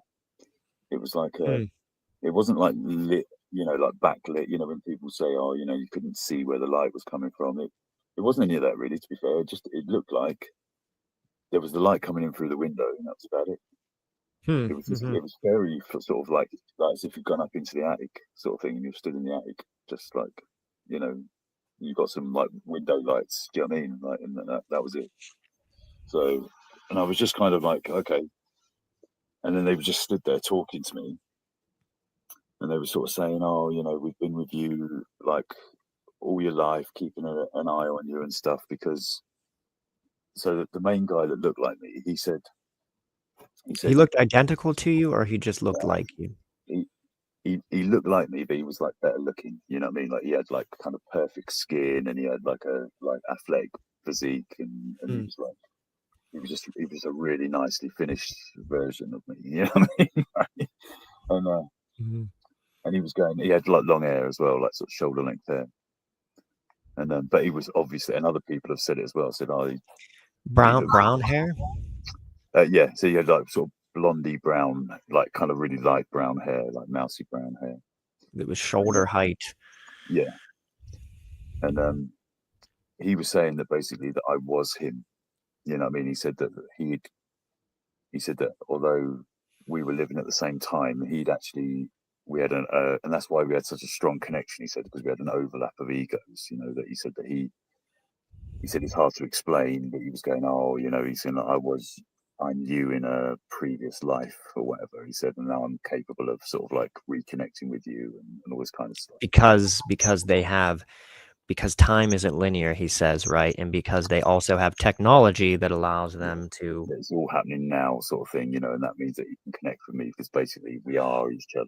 So, and I was like blown away by that at the time. I didn't know who I was. Do you know what I mean? So like if someone comes along and tells you who you are and you don't know who you are, the first time it happens, you tend to believe them, don't you? Do you know what I mean? And one thing that you left out that I think is important here is he was speaking to you not telepathically, right, but verbally. Yeah, just with his and he had an English accent, right? Yeah. So that's, I assume it was all done just to make sure there was a strong connection. So yeah, for you to relate better. Yeah, obviously, I'm totally going to relate to that than I would a 4-foot spider-looking grey alien. Do you know what I mean? So like it was almost like tailor-made for me. Exactly what I would have wanted in order to do what I was told. And then they told me that like basically we were going to get involved in a project. Okay. He told you that you were going to get involved in it. He didn't. How did he propose it? Like as was it optional in terms of? It never really came up as an option. Yeah, it was just cleverly sort of like presented to me as in like we've got to do this to save humanity. You know what I mean? Yeah, we're all about saving humanity, right? That's what they said. You remember them saying that we're all about saving humanity or something to that effect. There was a mass awakening going on, and we want to help awaken people. And they said that I could act as a bridge for it. They said that basically because of my specific like state of awareness, because I was capable of seeing them and I was capable of having these interactions or whatever, and because of my cosmic heritage, that I could act as a bridge, right? They also said cosmic heritage. Yeah. And what do you think they meant by that? They were just trying to make out that I was from them, so therefore that I should have allegiance to them, because like that basically I was more them than I was human. You know what I mean? That's what they were getting at. Okay. And they were saying that basically we need to help the humans, right? And that like did they give the impression that there was an emergency or like that there was something that was going to happen bad to the planet or civilization No, they never Or did. what were they? They didn't give any impression of what they needed to save humanity from. Just humanity needs to be saved, and nothing, not It was just identifying any kind of. no. It was all fairly vague, and it was all fairly kind of like, oh, you know, there's this awakening going on, and you're a part of it, sort of thing, you know, and we're going to help wake people up, you know, so they can sort of like so they can grow into a sort of cosmic family or whatever, the human cosmic, you know, what I mean, family. It was all very love and So light. humanity can be brought into the greater, like, Yeah, galactic community or cosmic yeah, family. that's And exactly what it was like. Yeah, and if I'm not wrong, you in bases, you said that initially you felt really good about him. Like your initial sort of interpretation was that he's telling the truth. You felt like you remembered him, or you felt familiar in some yeah, kind of way, or I realized that it's like, I mean, I'm pretty sure it was him that was in the bathroom when I was a kid in the nursery, and like, okay, and then it was like, yeah, it was like a feeling of like, I'm pretty sure obviously as well that I probably what I don't remember and stuff through my childhood and teenage years or whatever is that I probably had interactions with him before, but I just didn't. It was only when he stood opposite me that I felt like like I knew him, you know. But again, that feeling could be manipulated, so it's hard to know. right. But like, but yeah, but he was making out that basically I didn't have any choice because I was him, you know what I mean? And of course, I was going to do whatever he He wanted me was to do. making it out that he was conveying in some fashion that you didn't have any choice in the matter. So that was kind of part of his entreaty, was that, you And know, they there's and they didn't have to work hard, mate. I was fully on board. You know what I mean? I was like, oh, this is, yeah, I thought it was brilliant. Do you know what I mean? I was just like, oh wow, yeah, okay, yeah, oh, well, I'm an alien. I'm an alien. Oh, I'm in disguise. No one knows actually that I'm an alien from the Pleiades or whatever. You know what I mean? And you were I'm thinking that like, at the time on board, you were having sort of conscious thoughts of yeah, but that on. I bought it all hook, line, and sinker. You know what I mean? Like, you know, Yeah. I went through so many changes, man. Like, it's when it first happened, like I became a vegetarian like overnight. You know, I lost loads of weight. I've turned into a hippie, you know what I mean? I was like, you know, my wife didn't recognize me 6 months later. She was just like, what's going on? I was just like, oh, it's because I'm working with these beings, and I'm like, you know, I'm doing all this and that and the other. And she was just like, yeah, we split up eventually, you know, because I felt sorry for her, but she just didn't. I wasn't the same man that she knew, you know. So yeah, but anyway, yeah. So like, So back to the craft. Was there other one? Do you recall, seeing other ones similar to him in the craft as well? And what were they doing? Did yeah, anybody else say anything to you? I mean, did they participate? the others didn't talk to me, no, but they just stood there like as a like as a threesome sort of thing, you know, just like, and they've just basically just stood there with these kind of faces, like conveying love and light, you know, just there's a Like beautiful woman. smiles, like some people would Yeah, describe it as like a perma. They had kind of like a perma smile, yeah, like they would potentially be like that all the time. If you saw them yeah, at any point in the day, they would have that same yeah, smile. Yeah. yeah. And they just stood there, just like beaming love at me, you know what I mean? So, yeah. But there was he had a sort of kind of really beautiful woman like stood next to him, and a really handsome guy as well, like stood on the other side of him with short dark hair, and but yeah, but they never said anything, and he was my main focus. Like he was like when he was looking at me, he was really sort of, it was quite hypnotic. You know, you couldn't really see anywhere else. You just looked at him, and that was it. You know, it was kind of lost in his face. You know. And so what else about their appearance? So I believe they had on like a one-piece, tight-fitting suit, Yeah, and then there was some kind of insignia on it or emblem of some kind. yeah. So it was just like it was like a kind of triangle, you know, with a circle. I've seen it. I'm sure I had seen it somewhere else as well, but like I think A it's kind of like, triangle like within the circle. yeah, like overlapping. You know, like kind of like I'm sure the circle was slightly overlapping, like on the triangle. You know, but like, Mm-hmm, but you mm-hmm. know, I can't be 100% sure of that. To be fair, it's a memory, but it was definitely like a kind of circle and a triangle, you know, type thing. Yeah, but like, but And what color were the suits? blue. It was just wearing the same thing again. This kind of like Superman blue spandex suits, you know. Like the same blue like what kind of blue was it? Was it like a light blue, baby blue, Superman blue, like the blue that's or Superman blue would be the closest thing, yeah. like it sort of reminded me a little bit like of like you remember like David Bowie with like Ziggy Stardust and all that kind of stuff, right? So if you ever watch like it's a video of him playing at Brixton Academy, right, in London, right, and it's like the last show. It's a famous video of his, right? And it's like the last show he played with as Ziggy Stardust. If you look at his face in that show, it was like looking at them. It's very hard to explain, man. It's just, but when I look at him in that Do you show, think that that's completely coincidental, or no, I don't believe it's coincidence. But I don't know which came first. Do you know what I mean? so it's like very close, like it almost. The way he wears his makeup in that show, like it just, and the lighting on his face, it was almost exactly the same as looking at them. It's like in the way he was dressed and everything was like very similar, very similar. That's why I said like it was almost like 70s glam rock, the way they were sort of dressed, but not really. I'm not saying they were rockers, Now, did they have their hair like styled? Did the woman have makeup on, do you think, or was it? I can't tell if she had makeup on or whether she was just that beautiful. It was, like when someone's so beautiful, they're hard to look at. It's kind of like that, really. But I'm not sure if she had makeup on or not. She could have done. Was she a blonde? Was she brunette? Or no, she was like brunette, and like I'm sure it's like I'm sure she was brunette. And the other guy had really dark hair, like kind of short dark hair. But again, like styled like as if you went to the hairdressers. You know what I mean? So yeah.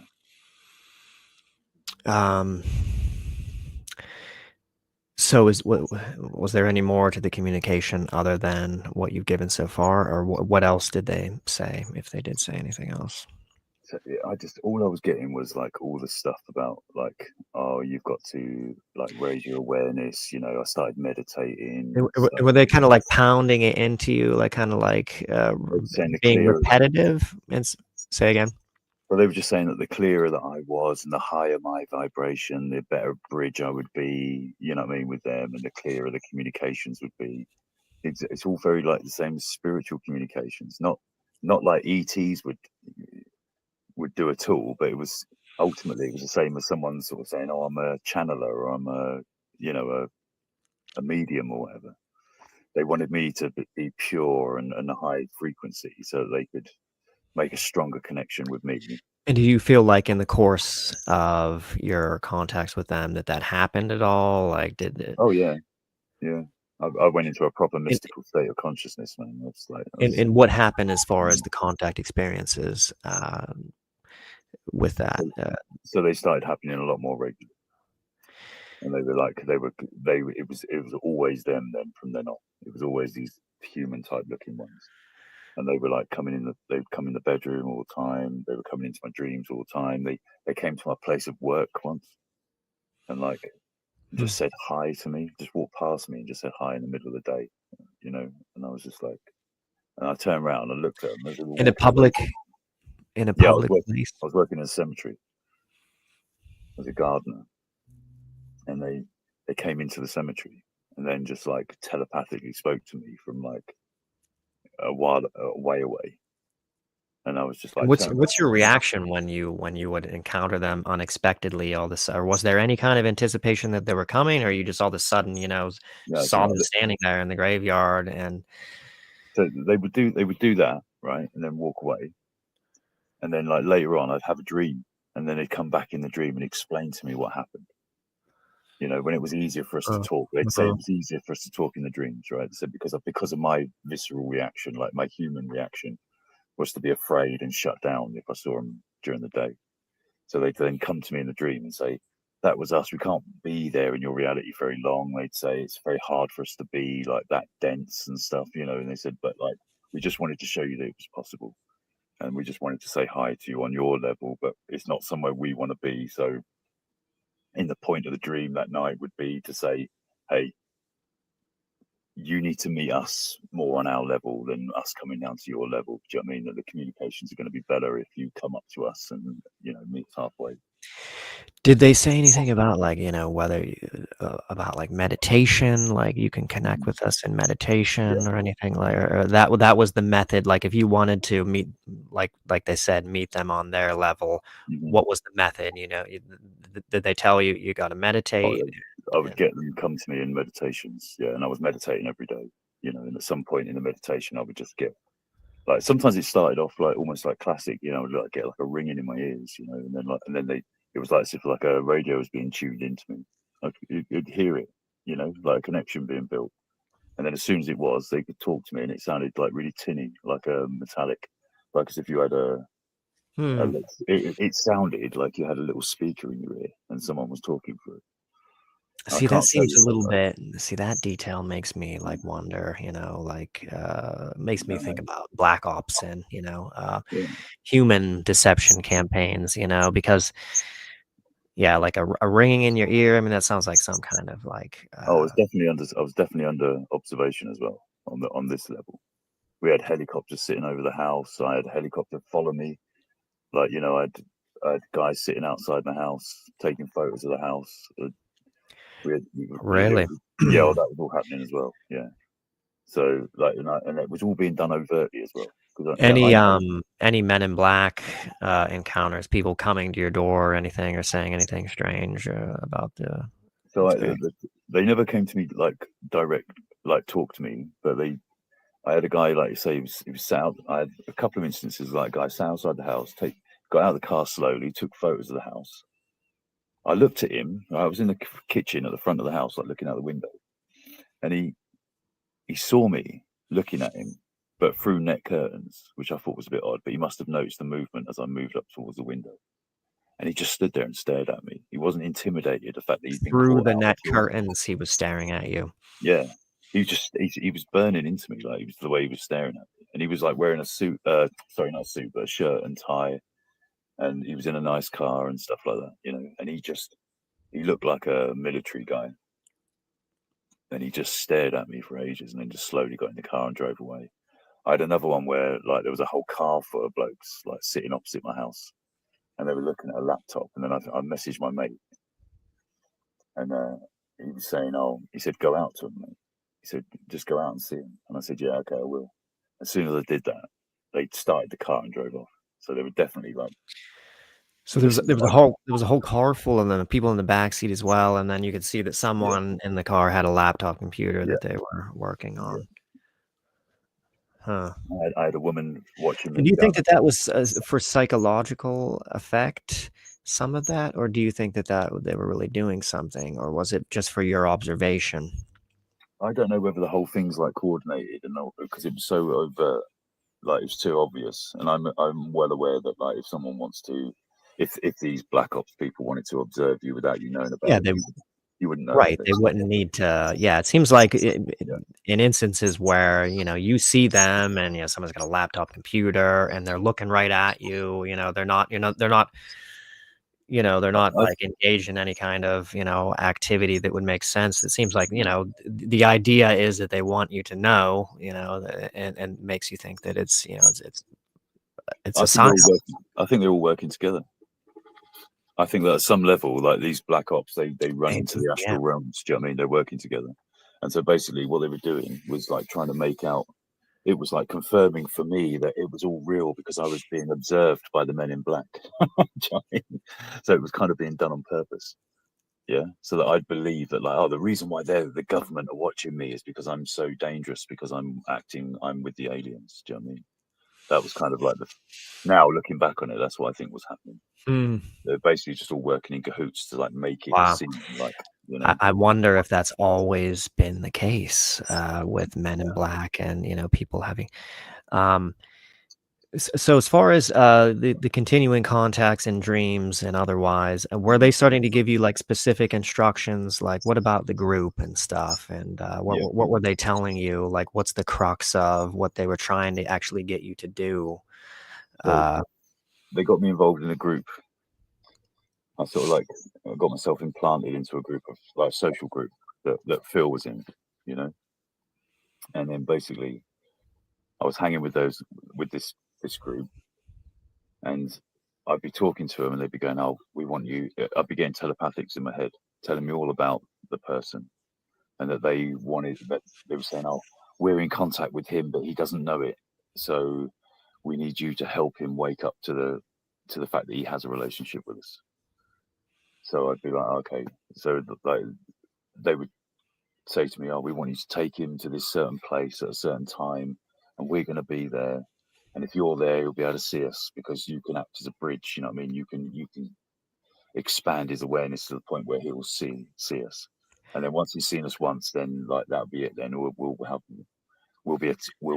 a stronger relationship with him, and then that's all you got to do." So they didn't require you to like provide him with any kind of information or to get him to believe in the possibility of alien life. Oh, there was also that, but it was also just you being there, sort of physically served as some kind of bridge in order for them to be able to perceive. And is that what happened with you and Phil? Was that the whole thing with Phil's encounter? So at the same time, there were other things that would happen. Like, so say like with Phil, it was like I'd be stood there with Phil, and then the next thing I know, like I couldn't really remember the last hour, and then Phil would be stood there looking sort of like he's just had his head blown, and I'd be like, "What's going on, mate?" And he'd go, "Dave, you were just talking, and like you were like blowing my mind." You know what I mean? He said like it was like you were talking all these concepts, and it was just waking him up. And it's like, And you don't remember that. I didn't really remember doing it. It was like it wasn't like I wasn't there, but it was like I got this ability. You know, it's I have to be careful with it now because I know it's still there. Like it's still there as a possibility, so I have to be quite guarded. But it was like I'd stepped into like imagine like inside my head's like a plane jumbo jet cockpit. You know, it was like it's not that I'd gone, but it was that something else could come in and sit next to me and pilot the show. You know? Oh, so you think that that's what was going on there when you started saying those concepts? They were channeling through you. That wasn't another sort of compartment or identity, a higher self coming through. That wasn't me. No, it was them. They would use me, but they were asking me for permission to do it in other times, and I'd given it to them. So, which is like the vampire at the door, like wants to come in. You have to invite him in, and I'm sure that happened at some point. I was like kind of like I'd agreed to let them come in and use me. So I had it once when I was driving a car at night time, and all of a sudden I looked up in the rearview mirror and I could see this kind of shimmering silhouette of a being behind me in the car, and it started talking to me telepathically, and it asked me if it could get in me, so it could experience driving the car. And I was given permission and stuff. I was going, yeah, come in. And then I experienced like kind of like handing over like kind of controls to this other being. And I could in which you lost conscious awareness, or no, did you? No, we were both in there. We were both in there, if you know what I mean. And I was experiencing how exciting it was for him to sort of like to like do this thing of like driving a car. It was strange. And that's strange, given that was this one of the same group, the Nordic-looking beings? Because that kind of, to me, that element kind of throws into question the nature of those beings as being, Pleiadians or something, because they presumably, with the conception that we have of them, they wouldn't be doing something like that or wanting to drive a car or be interested at all in the excitement of some kind of mundane thing like that. I don't believe for 1 second that these guys come from the Pleiades. I don't believe. I'm pretty sure they just do whatever. I mean, like as in like, I don't know if it's the same beings because all it ever presented itself to me was as a shimmering, like it looked like what's that film?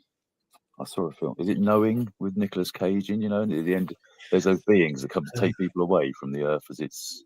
I don't know if I saw that one. Okay, but they look like silhouettes of human beings. They look like exactly like a humanoid shape, but you can see through it, and it's just kind of like an interference pattern. Like I think some people have called it like Glimmer Man and stuff like that. You've heard that sort of. It just looked like that basically, and I think that. But again, is these things like when you're looking at stuff, it's like you're just looking at it at certain frequencies. I don't know what it really looked like. I just know what it looked like from what I could see of it, from how I could interpret the frequency. I know that when I see a shadow man or whatever, that I don't think that's a shadow man. I don't think when it looks in the mirror it sees a shadow man. It's just my interpretation of it. You know what I mean? On its own That's what frequency. I've made that same comment many times. I don't think that that's their actual appearance. I think just for whatever reason, when we're seeing something in our peripherals, it appears that way to us, in a dark kind of nebulous mass. Yeah, absolutely. So it's always down to interpretation, you know what I mean? But so I can't say for you absolutely definitely that they were the same being. It was the same being as the other ones, or whatever. But it was all happening at the same time. So it's like kind of that makes you just feel like it was all just part and parcel. Either that, or I'd open the front door in my head and just said, "Oh, anyone wants to come in, come in," and then of course that could lead to all sorts of things happening, which is possible. There could be the nature of a couple of the experiences. Could be that it's just completely random things like other entities, that just sort of go Right. So, yeah. So you did this for a number of people, I think like 12 people. Was it always kind of the same sort of similar thing? You'd take them out somewhere. Yeah. Did they like designate a location, like take them to this place? And there was a couple of places that were like kind of like regular places. There was like obviously you wouldn't know them, but like they were kind of wooded places, like near the town where we were living in Oxfordshire. But like there was just certain places in a place called Bure Park and another place down in Caversfield. There were these woods and stuff that we could go to. And funny enough, when I went down to the woods the first time, there was already like eyes in pyramids like sprayed on trees and stuff down there. So it was like there was already like something going on down there. Why would they do that if they, the humans went down there and I mean, I'm just why that detail? Why would they feel? You need to send a guy out to spray paint the pyramids before he gets there. I'll tell you. So what I'll do, Jim? I sent you some music the other day. Mm-hmm. I'm sure I didn't send you a video, but I can send you a video where I filmed in one of the places where we used to go to for contact, and you can actually see the eyes in the pyramids on the trees as you go. It's a video of a friend of mine walking through the woods, and like as she walks through the woods, like you'll see like the graffiti on the trees and stuff. But that's one of the places I'm talking about. It's a big place where we had contact, So. Yeah, send me that. And so did it always work? And what do you think? I mean, we know like seemingly what they're telling you is happening on the surface, but what do you think was really occurring underneath these correspondences with these people? Or do you think it was just ultimately about distracting them? But weren't they already distracted by society? And they wanted me to make a connection with these people. They wanted these other people to invite them into their lives, basically, and they were using me as a conduit because I'd basically already invited them into my life. And now that they were stuck on me, they wanted to get into this other group, and they were all people that were kind of like potentially like awakened. They were all interested in like awakening. They were all interested in spiritual concepts and conspiracies and stuff like that. And I basically every single one of them, without exception, was kind of open-minded, and and I got sent into the middle of that to sort of like basically to mess it up. So, but obviously under the guise of like coming in to wake them up. And did it seem like that is what occurred with these people? That it did mess it up for them? That they did kind of get sucked into the experiences too much, and it diverted them from real spirituality and real spiritual practices, or is that what you witnessed? Yeah. So at the time, I didn't realize that. At the time, I thought that everyone was waking up because of what I was doing. At the time, I thought that everyone was like finding the path, But now looking back on it, and I'm not like judging them or anything like that, any more than I'm judging myself. But ultimately, it distracted everyone from what I now know to be like, like true awakening. So you know. Because they became self-absorbed, or they became absorbed into the Yeah, experiences. Did they start to take on like and obsessive this? about things, you know. I saw people like become quite obsessive about them and about like conspiracies and stuff, and then start to like destroy their relationships with other people in their lives, you know, and stuff. Which before there was a balance, where the balance was lost, you know, because now they'd had the experience of seeing entities and stuff, you know, and thinking that they were privy to actually the truth. They became more militant with other people about the fact that other people didn't know what the truth was. You know what I mean? And of course everyone was young as well, so it was like, you know, it just wasn't There were handled. always young people. All the 12 people, or however many there Yeah, were of everyone was in young their age. everyone was in their 20s. Yeah, you know. So yeah, And and did they want you to like? So there was 12 people, but did they? Was there more than just your personal meetings with each one of them? Did they want you to ever organize in a group for any reason, or like talk about stuff, or? yeah. So there were times when like we'd all go down to, I don't know if you know Wiltshire in England, but like I've down at heard of it, the yeah. stone circles, like near Stonehenge, all that kind of stuff, you know. Okay, yeah. So we would go down there as a group sometimes and go camping and stuff, you know. Like, and they would, you know. There's one time I could specifically remember that, like, basically that we had contact in the tent. We were all in a tent together, like, you know, in a big tent sort of thing, you know. And like they came outside and they were outside the tent, and then one of them got inside of me and started manipulating the room with doing things with reality that I can't do, and apparently was freaking everyone out and stuff. And then Like telekinesis type stuff, or yeah, making things and move, or yeah, and sort of started. And then I remember like Phil was saying that like he looked at me in the eye and he felt like a sense of dread. Like he said that when he looked at me, he realized it wasn't me. You know, there was like, and I've had that a couple of times. I had that with a few people where they turned around and said that they could tell it wasn't me. You know. and when they were channeling through you, you don't have much recollection of, like, when you were in the car and and one merged with your energy, you remembered experience. You were kind of merged with that consciousness, and you kind of felt how he felt. The same thing didn't happen in these instances. Like, you can't give us any insight as to what were they saying, you know, the concepts and all that, you know, what did Yeah. that pertain to? So it was a little bit. I only know theme from talking about it with people afterwards. You know, because because my own memory of it is that I kind of just like I would go into almost like a kind of dreamy state. You know, where like I was kind of there, but I was like, but it was as if I was outside of the circle. You know, it was as if I was like, it was all going on behind a steamy window, sort of thing. You know, and I was just like, I was Mhm. separated from it.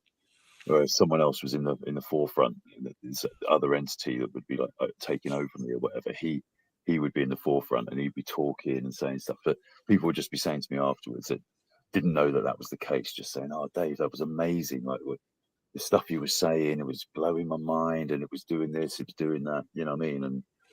And like and it being, I was like showing psychic abilities as well, which I don't generally do. You know, and like but it was all part of the manipulation, mate. It definitely was. You know, it was just trying to Yeah, pull these people deeper and deeper into everyone's lives. Like started like disintegrating. Like, you know, and like none of what you said served to educate them on anything important that helped them subsequent to that. I Did they don't. have did they have a lot of conscious? What was their conscious recollection of these events? Did they fully remember everything that you said and were able to tell you about it, or was there weird things happening with their memory So, ever in cases?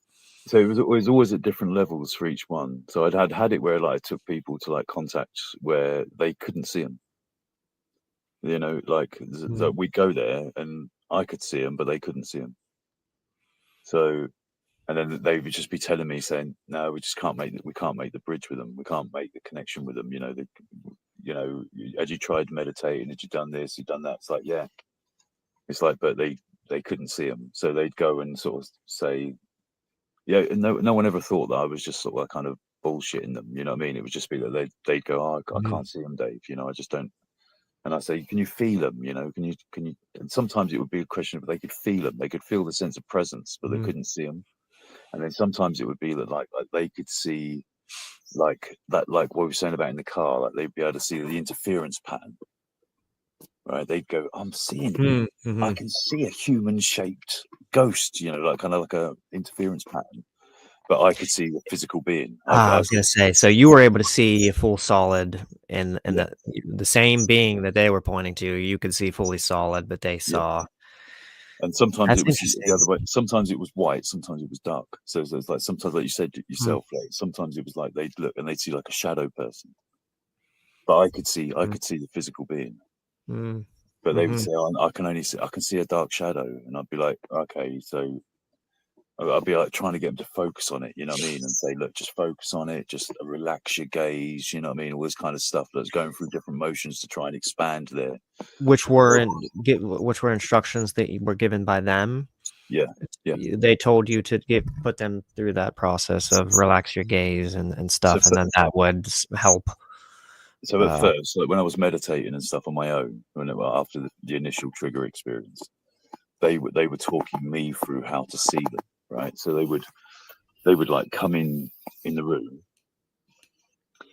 and I'd be sitting there like meditating, but I'd have my eyes open, right, and then they'd sit next to me, and then I'd go to look at them, and they'd go, "No, don't look." And they'd say, "Every time you just try to turn around and look, like we disappear. You can't see us, right?" So we go through this process of like where I just turn my head ever so slightly. So they were in my periphery, and I could sit, and they'd say, get comfortable with that. So I'd sit there for like 10 minutes, like looking, and in my head, my head starts shaking. I'd start to be like, oh, geez, I can see them. Do you know what I mean? Like, I'm just awake, and I can see them. And they'd say, turn your head a little bit more, take us out of the periphery a little bit more. It'd be really slow, And I'd turn a little bit more, and then sometimes I'd turn, and then I'd just turn a little bit too much, and they'd disappear. And then they'd be like, this is so interesting. So like, I wonder what's going on, like they knew that like you see with your mind, not with your eyes, right? So and your mind is blocking that out. Like the moment that something is in your reality that doesn't belong, or that's not in your perception of the possible, you edit it out. Yeah. You edit it out, right? Because like I say, it's your mind that sees, not your eyes, right? So like they knew that like in order for me to see them, it was my mind that they were having to deal with, right? It was my mind that needed tweaking. It was my mind that needed opening, if you like, right? Yeah. So that's the problem they've got with me now, you see, is that I can see them. So whereas like, like other people that might be going through this, right? They can be messing with them because they can't see them. They go, oh, I feel a sense of presence when I'm in a room, but I can't see them.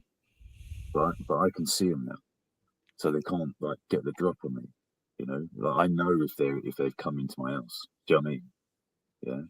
And it has happened a couple of times over the last few years. Like I say, all this stuff for me is well in the past, right? I don't have anything to do with them anymore. Right. It doesn't mean that they don't come in my house sometimes. And when they do, I know about it, and I'll get them gone as soon as I can. So what I want to ask real quick is, whenever you were fully able to perceive them as fully solid, now did that sort of undo the sort of tendency to edit them, the psychological tendency to edit them out? Like what was I mean, I've previously been under the understanding that once you have like a really physical encounter, that opens that up, or does your brain still want to do that thing in terms of editing them out, or So it still sort of persists even if after you see them fully solid, that tendency persists even after that? It's not a completely linear thing, yeah. So it's like obviously, like your brain will go back to like it wants to reach its own equilibrium where it was. Do you know what I mean? It will try to go back. So it's a question of like doing it over and over and over again. And then, like I say, at first it wasn't just, oh, you've woken up now, so you can see us now. It wasn't like that. It was like then 2 days later, I'd get like a telepathic in my head, and they'd be like, You can't see us then because I'm over here. And I'd be like, no, I can't see you. You know what I mean? But I can hear you. And they'd be like, yeah, okay, all right. And then, yeah, it was like you go through the whole process again. You know what I mean? To like be able to see them. And what do you think was governing that, like your ontological framework, or was it a matter of frequency and vibration? Does it have anything to do with frequency and vibration, like whether you're on a higher frequency, whether you can perceive their energy, or is it just simply your ontological framework, what you believe is possible and not possible, and the kind of psychological barriers of that? I think it's a bit of all of that, to be honest with you, mate. You know what I mean? Like, I think it's like, obviously there's some level of like what you call like clairvoyance or whatever, you know what I mean, and stuff. You know, that for some reason I've got like clairvoyance, but like, but yeah, obviously the mind, like you say, with the editing and stuff like that. Yeah, so it's like that needs to be sorted out as well. It's all of it, basically. Everything you said is kind of like, Yeah, I wonder if I know it's getting late there. I wonder if people who are clairvoyant and have mediumistic abilities is surely due to the fact that somewhere early in life they had some kind of encounter which kind of opened up their barriers, to that, or it expanded their ontological framework, it's probably like I say, it will be there as a potential in all human beings. I would have thought, you know what I mean. So, and that just depends on how your own consciousness relates, interacts with your own body as to whether. I would have thought that if you were to take children and just tell them from day one that, like, that clairvoyance was real and that like reality was not solid like they thought it was and all this kind of stuff, and train them to do it, then I would assume that by the time they're all 10 that they'd all be pretty good at it. It's like it's the same as playing a guitar, mate, isn't it? Just because you tried to play a guitar once and you can't. When I've said to other people about it, say, oh, I'm not psychic or anything, and I'll say, well, how much you practiced? I said, because like obviously it's the same as like playing music. Like obviously some people are gifted, right? And some people are really not gifted. But majority of people fall into the category of, if they rehearsed and practiced for an hour a day, after 2 years they'd be pretty good. Yeah. Right. And I think psychic ability is pretty much the same thing. You're going to get people that are gifted. You're going to get people that are seriously not gifted.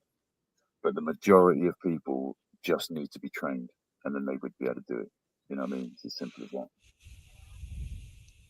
Yeah. So to close out, okay, so what was the sort of final straw, or what sort of precipitated your disillusionment with, and finish out with the sort of. Okay, so how long have we got, Jim? We got about 10 minutes. Could we go 10 more minutes, Todd? Yeah. Okay. Yeah. I don't want to miss this. I'm watching the clock, right? So I'm going to go as quick as possible. Okay. Right. So, like I said to you, I do believe ultimately that all these beings are like astral beings, right? They're not coming from space. Okay, they're coming from the astral realms, which is just another frequency of this matrix. Part of the control.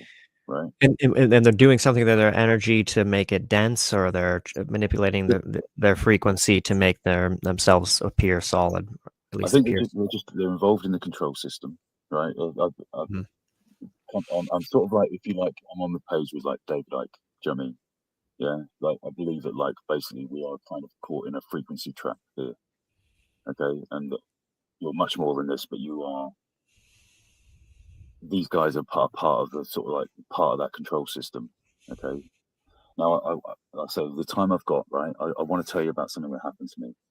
Okay, and the reason why I think all the other contacts happened. Okay, so when I was a late teenager. Now, all my life, I'd been fairly depressed, right?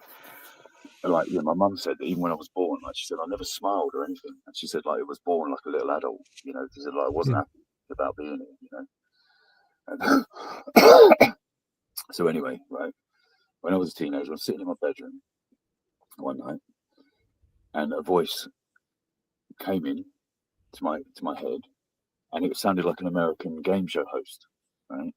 And it said, "Come on, let's go." Right. Now, the next thing that happened, I started free falling upwards. I was petrified, man. right?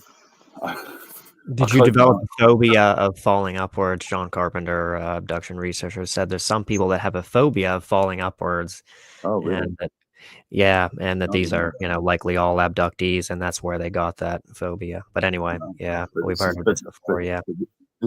but this wasn't to do with them, right? This Hmm. was Mhm. something completely different, right? I was like, it was like I say, the only way I can describe it, I started free falling upwards, right? I had my eyes closed. I was absolutely petrified, right? At one point, I sort of slightly opened them, and I could feel that I would like left Earth. You know, I was like right on the, you know, like that sort of scenery that you see in like from NASA or whatever, you know, where they're just above Earth and stuff like that, and you can see that Mhm. kind of haze or Mhm. whatever. Yeah. I saw that, and I closed my eyes again. I can't describe to you how scared I was at that point. Right? Then it started accelerating, and it accelerated ridiculously. And I was pretty sure at that point that I wasn't like in my physical body. I was just like I was traveling like the speed of light, yeah. And reality was taking on. It was so bizarre, right? I find it very hard to explain, but I can explain to you what happened when it all calmed down.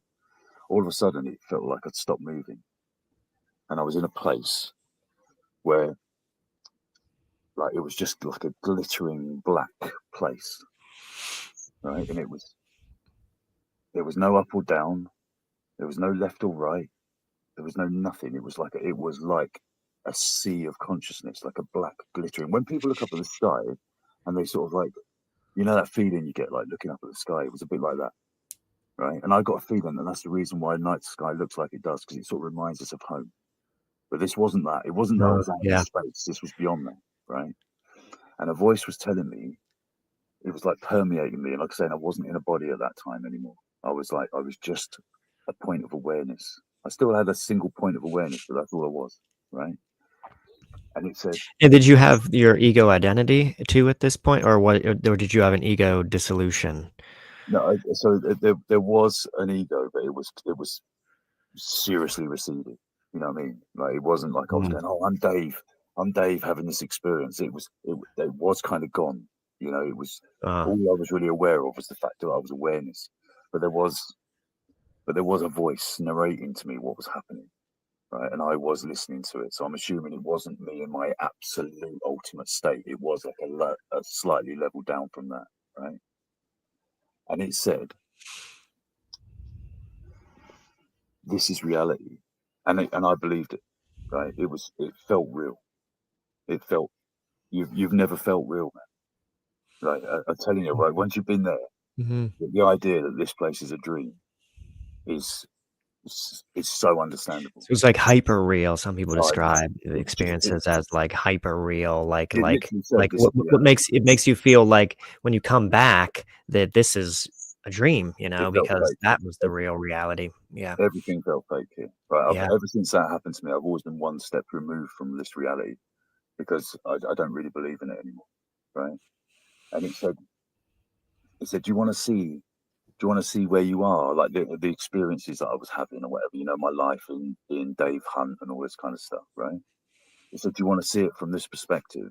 Because I know you're down and whatever, and you feel like you're lost and all this kind of stuff. You know." He said, like, "And I want to show you who you really are." Now, in front of me, I couldn't add no perspective on distance, right? So it could have been like small and close, or it could have been like a fucking trillion miles away, you know, massive. I couldn't tell. But I was like, again, like looking in front of me. None of these words made any sense where I was. There was no front, behind, or anything. But I've got to try and tell it in a way that's understandable. So Hmm. I'm looking out in front of me, right? And it said, watch this. Then, It said, "Watch this." That's what you yes, just said. it said, Okay. do you want to see reality? It said, just see it from this perspective, right? This is reality. So I could see like a movement in the darkness, right? There was like a movement, like a swirling, right? It was like a movement, like, you know, like it's a movement in the force or whatever, you know? And it was swirling one way, and then underneath it was swirling the other way, right? And it was creating like a vortex. There was like like a vortex in water, right? That was happening in front of me. And then all of a sudden, a white light appeared. Right? And it looked like a star, just like a little star, right? And it stayed there, and it was in between these two vortexes, right? And it was there, and it was beautiful, and I could focus in on it. I could come right in on it and see it. And when I saw it, because it expanded at one point, and then as it did, I could see that inside of it, all it was informational fields, right? And that this reality was not. It was saying this is creation. It's going, but it's not creation as in like I have to build houses and streets and cars and all that stuff.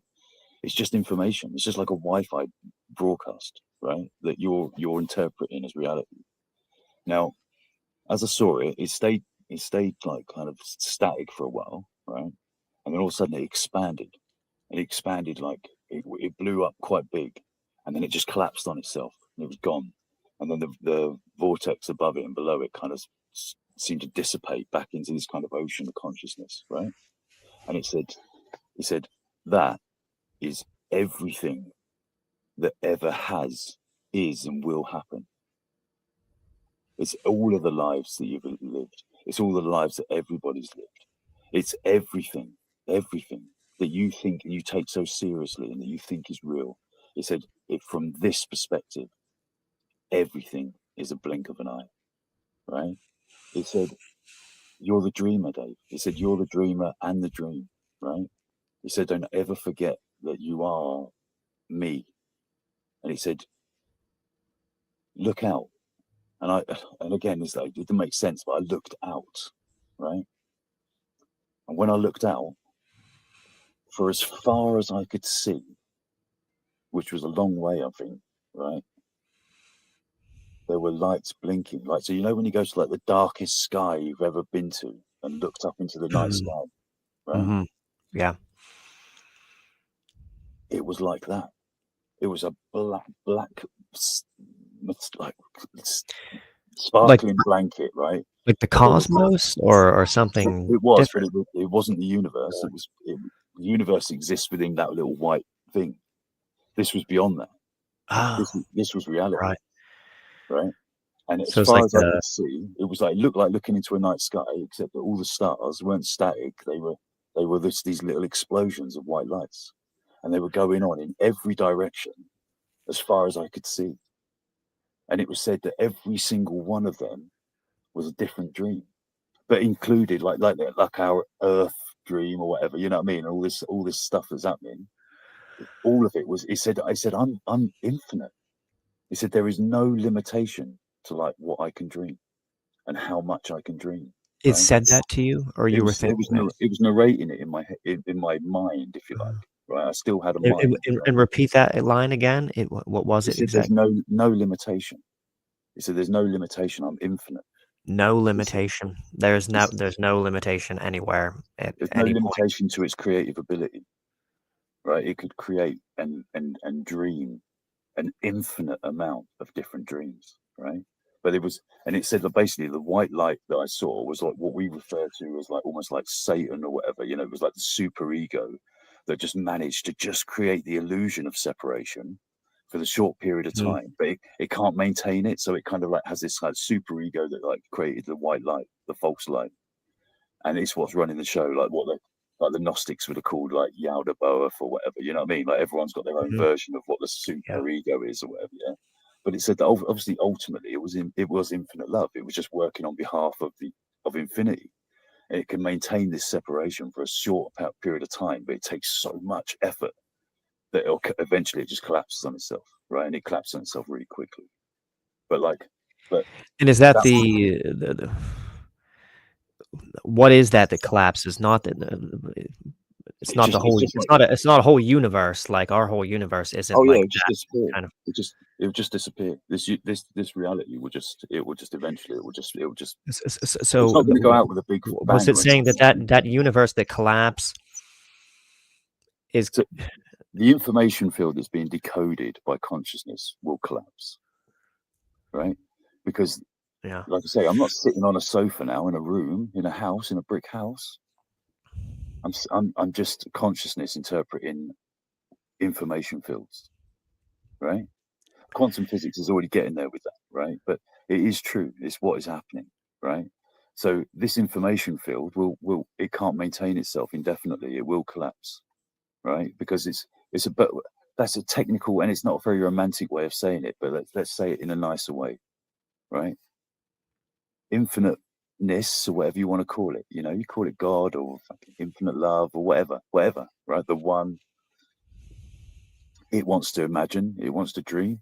You're like a little holographic segment of that. So you dream, you imagine, right? You have those capabilities because you are a reflection of the higher self, right? It's doing it too. So it's like, it's just imagining realities. And those realities feel real to us inside of them because they're meant to, because it's really good at what it does. But it doesn't make it actually real, right? It's not actually real. It's just really good at, like, it wants you to forget who you are because you wanted to forget who you are. You think about it, when you're infinite consciousness and there's nothing else other than you, the only game in town is pretending that you're not you, right? It's the only game in town.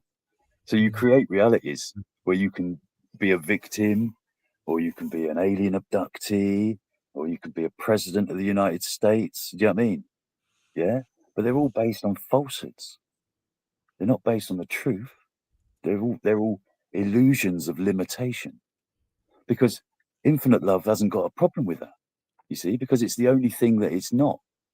So it's not it's not going, oh my God, I've got to get out of the matrix. I've got to stop doing it. It's not doing that. It said, why have you got such a problem?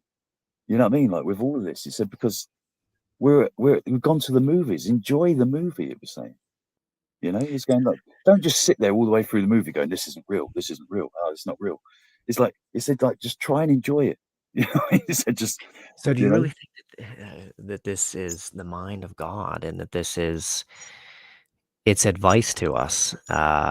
Like, or do you think that, or do you think that this whatever it is, there's an even greater reality beyond it, and it's just one of these dreamers? Or like, do you really think that No. it is the ultimate, that this was the ultimate mind of God, that this was the pinnacle of consciousness, the Godhead? Or do you think it's just one of, like, because it's just sounding a little bit like simulation, like that's Yeah. So all I can tell you is, mate, is that it felt realer than anything else I've ever felt here, right? And ultimately, like, when I think about it conclusively, there has to be an ultimate truth, right? If there is an infinite one, then there can be nothing beyond it. But our minds don't want to conceptualize that, because our minds are finite things, right? And they don't like infinite concepts. So the idea that there's something out there or in here or whatever that has no beginning, has no end, is always just now, can never die, was never born, right? Is, you are the imagination of it. It's very hard for people to accept that, because of course a lot of people, like, even when I've talked to people that, like, going, oh, this is a simulation or whatever, they want to kind of believe that it's a simulation, but that they are real. But of course the truth is that they're not. Okay. So if this is a simulation, as in, like, it's a dream, it's a real dream, if you like. But it's a simulation in a sense, but it's not like a simulation like we're brains in a vat, and this is all, it's not quite the Matrix, but it's there in principle. Right. Do you know what I mean? Right. Yeah. But, like, it works on the same principles. Like when you watching something on the internet or whatever, you know what I mean? That those scenes that you're watching don't exist like that. They don't travel through the Wi-Fi, like, in the room. You don't see them coming across the room like as scenes of streets and houses. They're just informational fields, right? Yeah. Which your computer then decodes, and Right. it's got which my CPU is doing now, right? It thinks I'm looking at a phone talking to you guys. We're experiencing the illusion of separation. But of course, the truth is guys, is that we're one thing experiencing itself. It's a joke. Like this, even this conversation is a joke. We're one thing talking to itself about itself. But but for the sake of entertainment, let's all pretend that we're different people talking across the globe, on the internet. But you know that when you're looking at my face, you're not really, my face isn't traveling across to America. Just information fields are, that then your computers there are decoding into what looks like an idiot in a baseball cap talking in an English accent. Do you know what I mean? That's what you perceive, right? But of course, it's not the case, and the truth is, on the deeper level, of course, it's exactly that as well. I'm not really Dave Hunt. Do you know what I mean? I'm the awareness of Dave Hunt. I'm experiencing being Dave Hunt, but I am the one that's doing the experiencing. I'm not Dave Hunt any more than you're Jim, right? So, like we said earlier about being the observer and the observed sort of thing, but that's a question that everyone wants to go and really think about that. You know what I mean? And then really go down that rabbit hole. I think that's a more valid place to go to than worry. Which I think the rabbit hole is eventually is that there is no duality like that. There is no observer and observed. It's just consciousness. It's all one consciousness. There is no self. There's no observer. It's just the appearances and consciousness. And I don't think you can take yourself with you. Like when people sort of ask me whether they're going to survive death and stuff like that, I'm like, look, only the part of you that was never born is going to survive death. There's a very real part of you, right? That obviously is not afraid of death because it's not all alive. It's not pretending that he was born and he's going to live and he's going to die. That part of you is going to die. It's going to finish.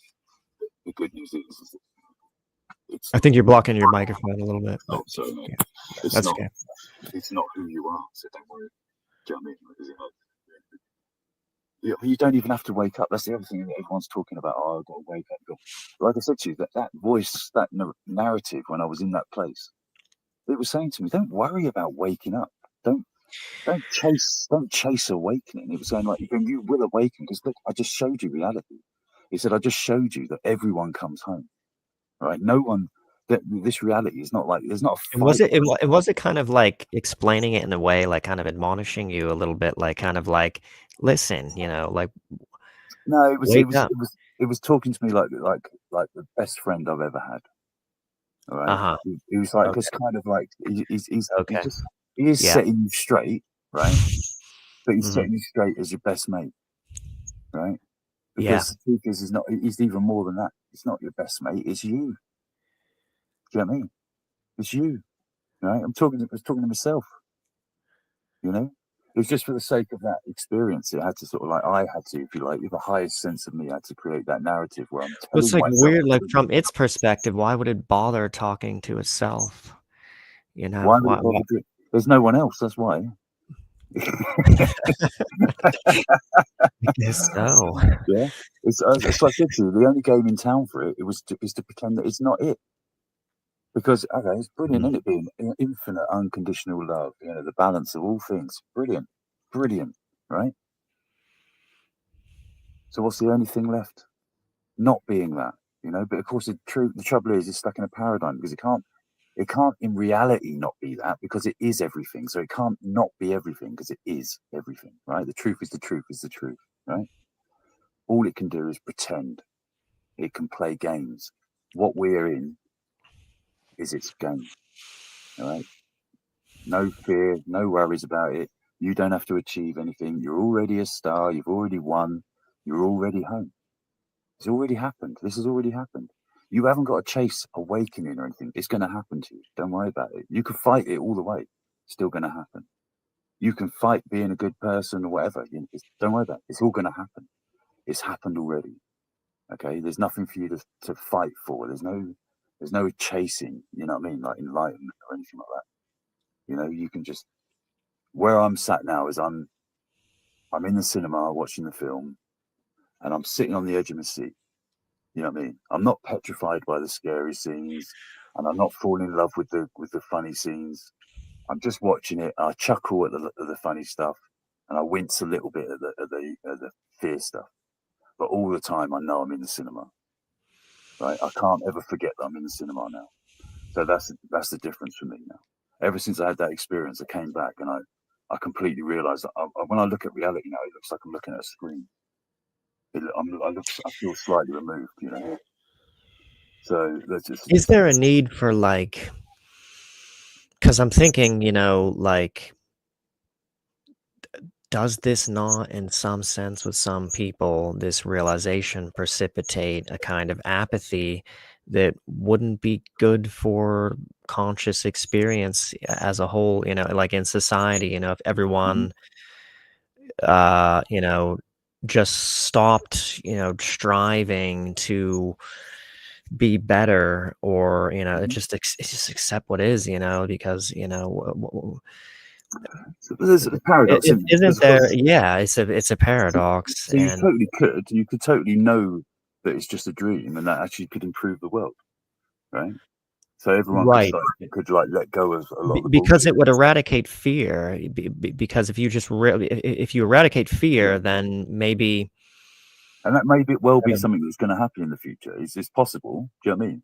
But at the same time, mate, what I would say is that if it's not what's going to happen, right, and for this particular dream that is dreamed is a nightmare that just descends into hell, I'm telling you, mate, it doesn't even matter if that's the case, because it's still just a dream, and it's still still going to eventually evaporate back into the infinite consciousness. But the Right? dream feels real. It feels real. There's something to be said for that, you know. You know, like pain feels uncomfortable. You know. I know, mate. Like, but it doesn't make it real, though. Okay, it doesn't make it real. right. That's all I can say to you about that, mate. Right? I know. Trust me, I know, mate. I've had a painful life. Do you know what I mean? Yeah, I've had quite a hard life, but it doesn't make it real.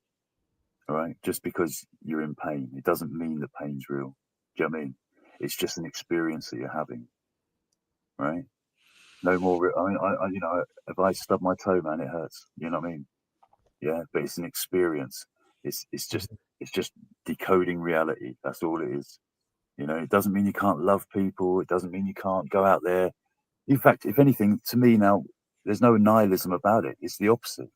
It means more. It means that I can actually love people genuinely because I know who I am. I know who they are. Right? They are love. I don't have to love them in a love, like, you know what I mean? All I need to do is follow the truth, and the truth is that they're loved. Right. Yeah. If you eradicate all fear of the other, you know, and you realize, you know, that. What does it mean? Does it mean that you shouldn't go and be successful? Does it mean that you shouldn't create? No, of course it doesn't. It means the opposite. It just means that you can. It doesn't mean you have to, because you can be totally blissful or whatever, you doing nothing. Right? You can be, if you know the truth. Do you know what I mean? You could just sit there. You can sit on a mountain if you want for the rest of your life, starve to death, enjoy yourself. Or you could go out into the world and go, oh, do you know what? I'm in a dream. Nothing's really that serious. I ain't got to take it all too seriously. But what I will do is I'm after experience. So I'm just going to go out there into the world and I'm going to experience stuff. Right? I'm going to create, going to do stuff. You can do that too. All I'm telling you is that infinite consciousness, infinite awareness isn't judging you one way or the other. It's already happened, mate. All this reality has already happened. So it doesn't mind. It was the guy that went and did the success. It was the billionaire.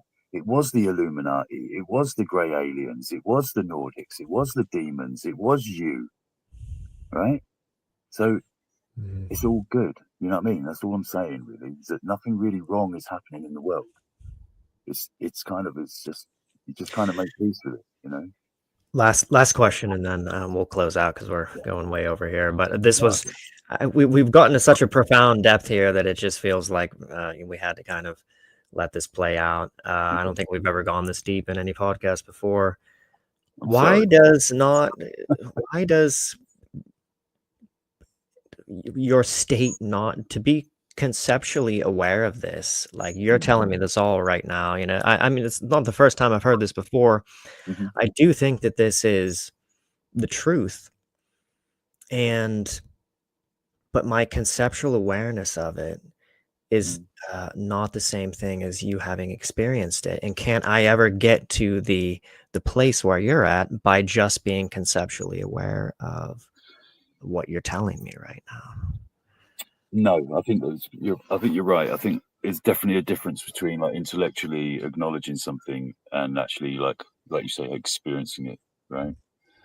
All I can tell you is, Jim, is that like whenever you decide that like that's the experience you need to have, mate, you're going to have it.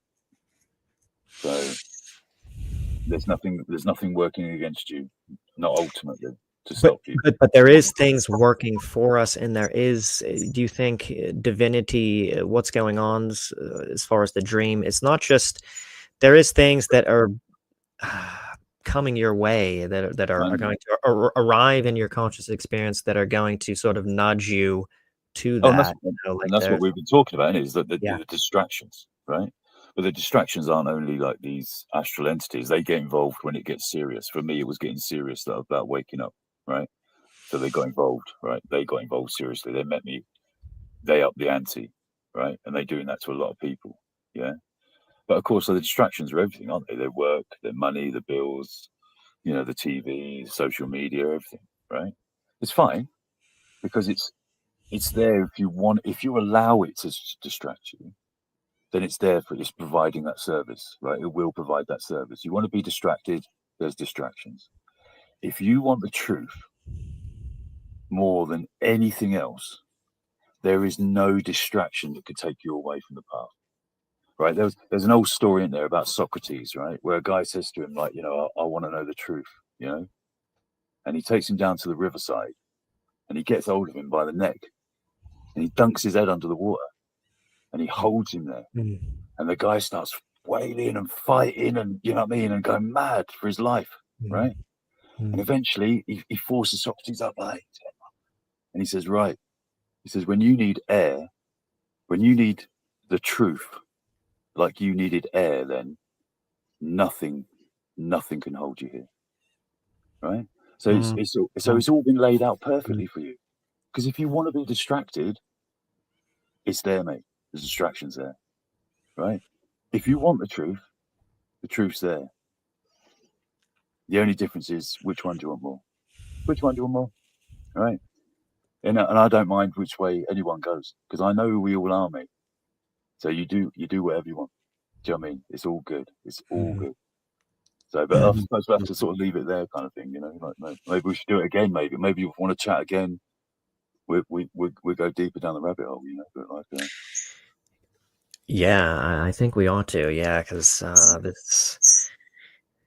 it took a surprising direction. I did not think that we would get down to the deepest level. I think this is like the deepest level.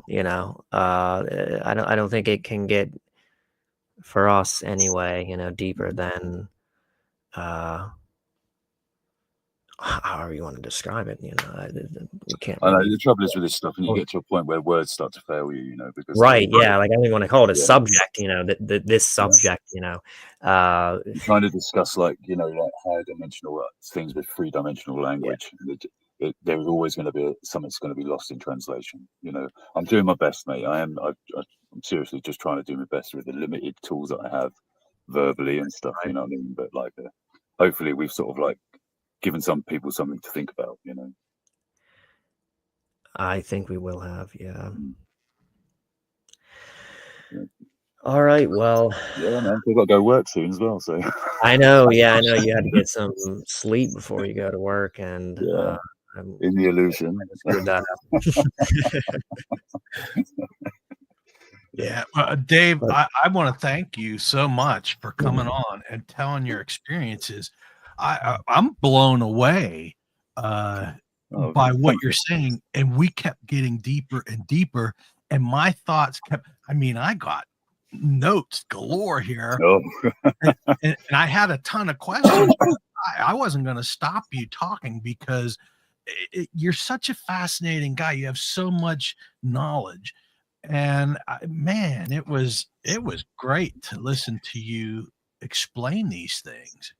I feel like it created I feel like I went into an altered state. I feel like I'm in an altered state right now, just talking about this. It's just being sort of way outside of civilization, in this kind of subject. Again, there's a poverty of words here, but I feel like I'm in an altered state now, like I'm noticing that my awareness is different than it was going into this. Well, thanks for manifesting me, mate. And obviously you've got to take responsibility for that. it's your show. Yeah.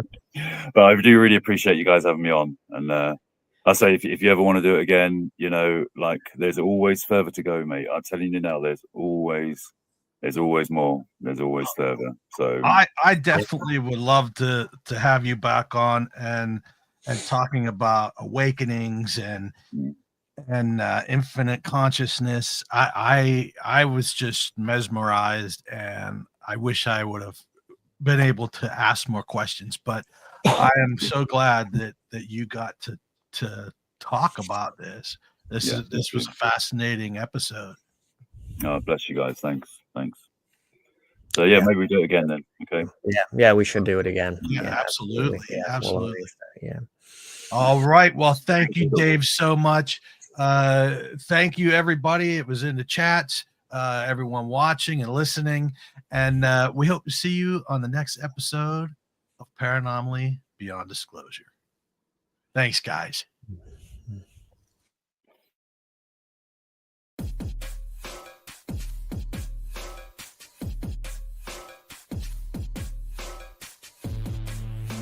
Thank you for tuning in with us tonight. We hope you enjoyed this episode. Please be sure to like, subscribe, and follow to receive notifications when new content is made available.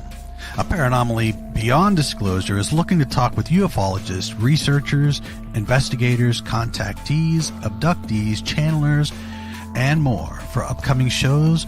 Or if you have stories, photos, videos, questions, suggestions, or comments, please contact us through Messenger or email us at paranomalypodcast@gmail.com. You can also visit us at paranomalypodcast.com for more content and information, including all our social links. I thank you again for watching or listening, and we hope to see you on the next episode of Paranomaly Beyond Disclosure.